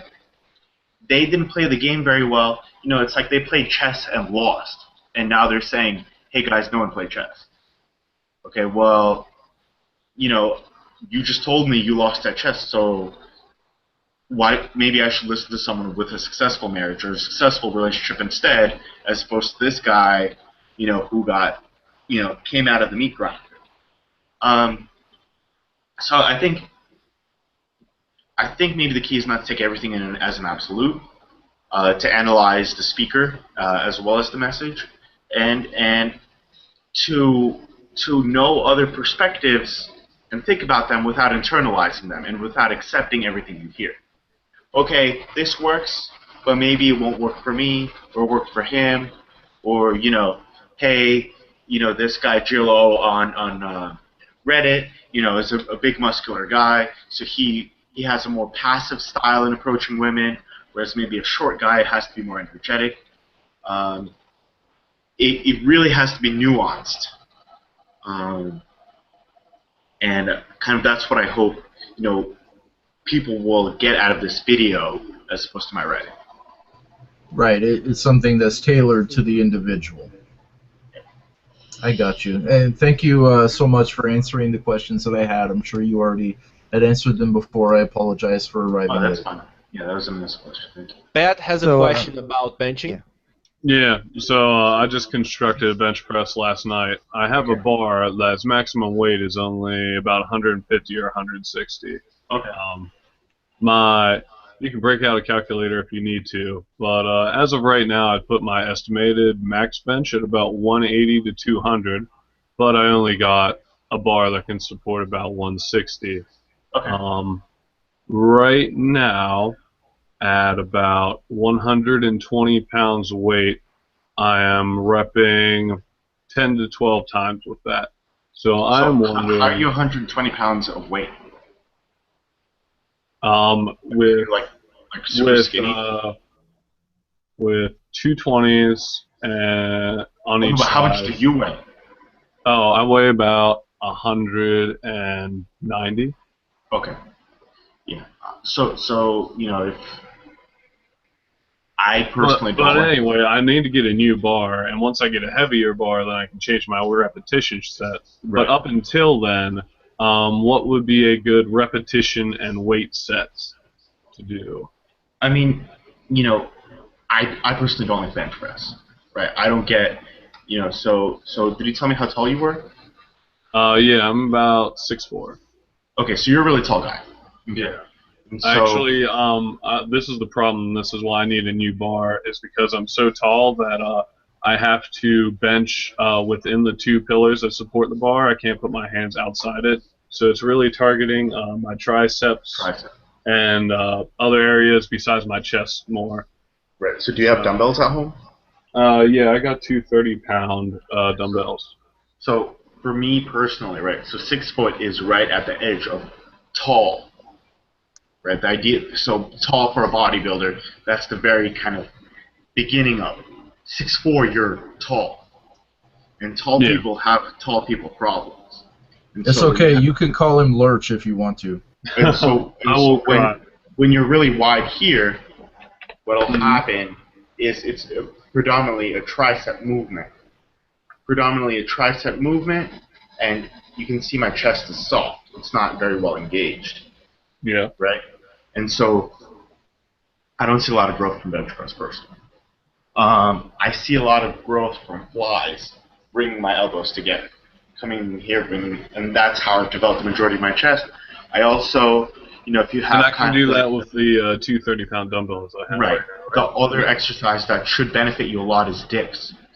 Yeah, I can actually do that on my bench press. There's two little hooks at the end that I can do that on. So I think you will get more chest growth from dips and flies than bench press if you're tall. Sweet, I appreciate the info because I'll definitely switch that up then. Yeah, and then when you do that, the key is to really squeeze the muscle.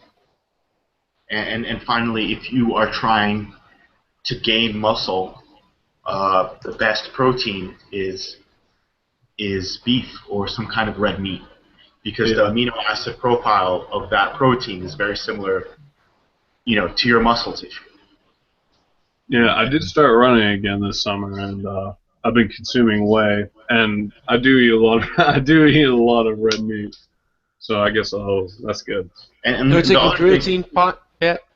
Red meat has a lot of creatine in it too. Yeah, so I don't need because in high school when I was doing lacrosse and stuff, I'd take extra creatine. But as of right now, my workouts aren't intense enough for me to need excess. Yeah, but the majority of your muscle growth, if you took that barbell bar and started squatting and deadlifting it, you're going to get a lot more growth than on that bench press because the majority of your muscle is in your back and your lower back and in your legs. Okay. Right. That's 75% of your muscular mass, and you have more potential of growth there than in these two small pectorals. Exactly. Now, just very quickly, that would be more specifically because when you exercise the largest muscle groups first, like your back and your legs, that's because your body naturally releases more testosterone into your system when you do that, correct? I mean, that is a factor.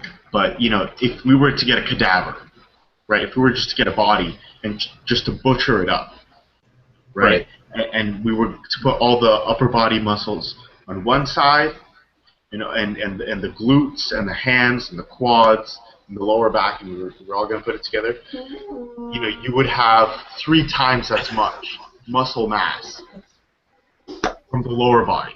And so there's more to grow. And also your body grows as a unit. But, you know, the hormone thing also happens. Well, because, and I'm not disagreeing with anything you've said, it's correct. It's just like when I was going to the gym and exercising on a daily basis, that was actually probably the main focus of my workouts tended to be, you know, squats and deadlifts first. Because at that point, you know, you got the benefit of getting a little bit of that extra testosterone. What the fuck is that noise? Yeah, I've been wondering that too. Yeah, I don't know. Okay, so anyways, I would work out, you know, my lower body first, my major muscle groups, and then I would go to something like the bench, and after the bench, I would go to, you know, just over to a pull-up bar, and I would work on that because you're able to kind of trick your body a little bit. You're able to make use of that little bit of extra testosterone that's already in your system, and you know, it's a little bit of a hack if you want to call it that. But yeah, working your lower body is fantastic. It allows you to build strength and muscle mass incredibly quickly. Yeah, that's actually why I decided to start running again before I got a bench press. And what I do, I live in a pretty hilly area, but I'll just take a backpack and I'll put I put my business law book usually in it, and I'll run with weight instead of on a flat surface and stuff. Okay, guys, so yeah, we're gonna start. Yeah, wrapping we up. can wrap this up if we need to. Yeah. So you got does any anybody have closing any statements? questions? Yeah. 1 second, 1 second, Guinness. Do you have any closing statements, Jello? My closing statement is that Paul Elam is a pussy. Eat healthy food, eat your vegetables, eat red meat, take fitness seriously. Wait, you had the cookbook. You had the cookbook, or is that been scrapped? Yeah, so I have a post coming up about how to make the elam chicken, which is about you know, the first step of making a chicken elam is beating your meat, which elam is very fond of doing. And so that's coming up. Definitely get excited for that. That'll be up either, you know, probably on Monday. And then next I have my Samson shirts, which they kind of extol classic masculinity. Check that out. It's teespring.com/Samson. Yeah, we got it in the description, so you'll be good. And so, and I really enjoy this conversation. Shillception. I really enjoyed this conversation, and it was hopefully everyone learned some stuff, or you know, saw what the writer looks like.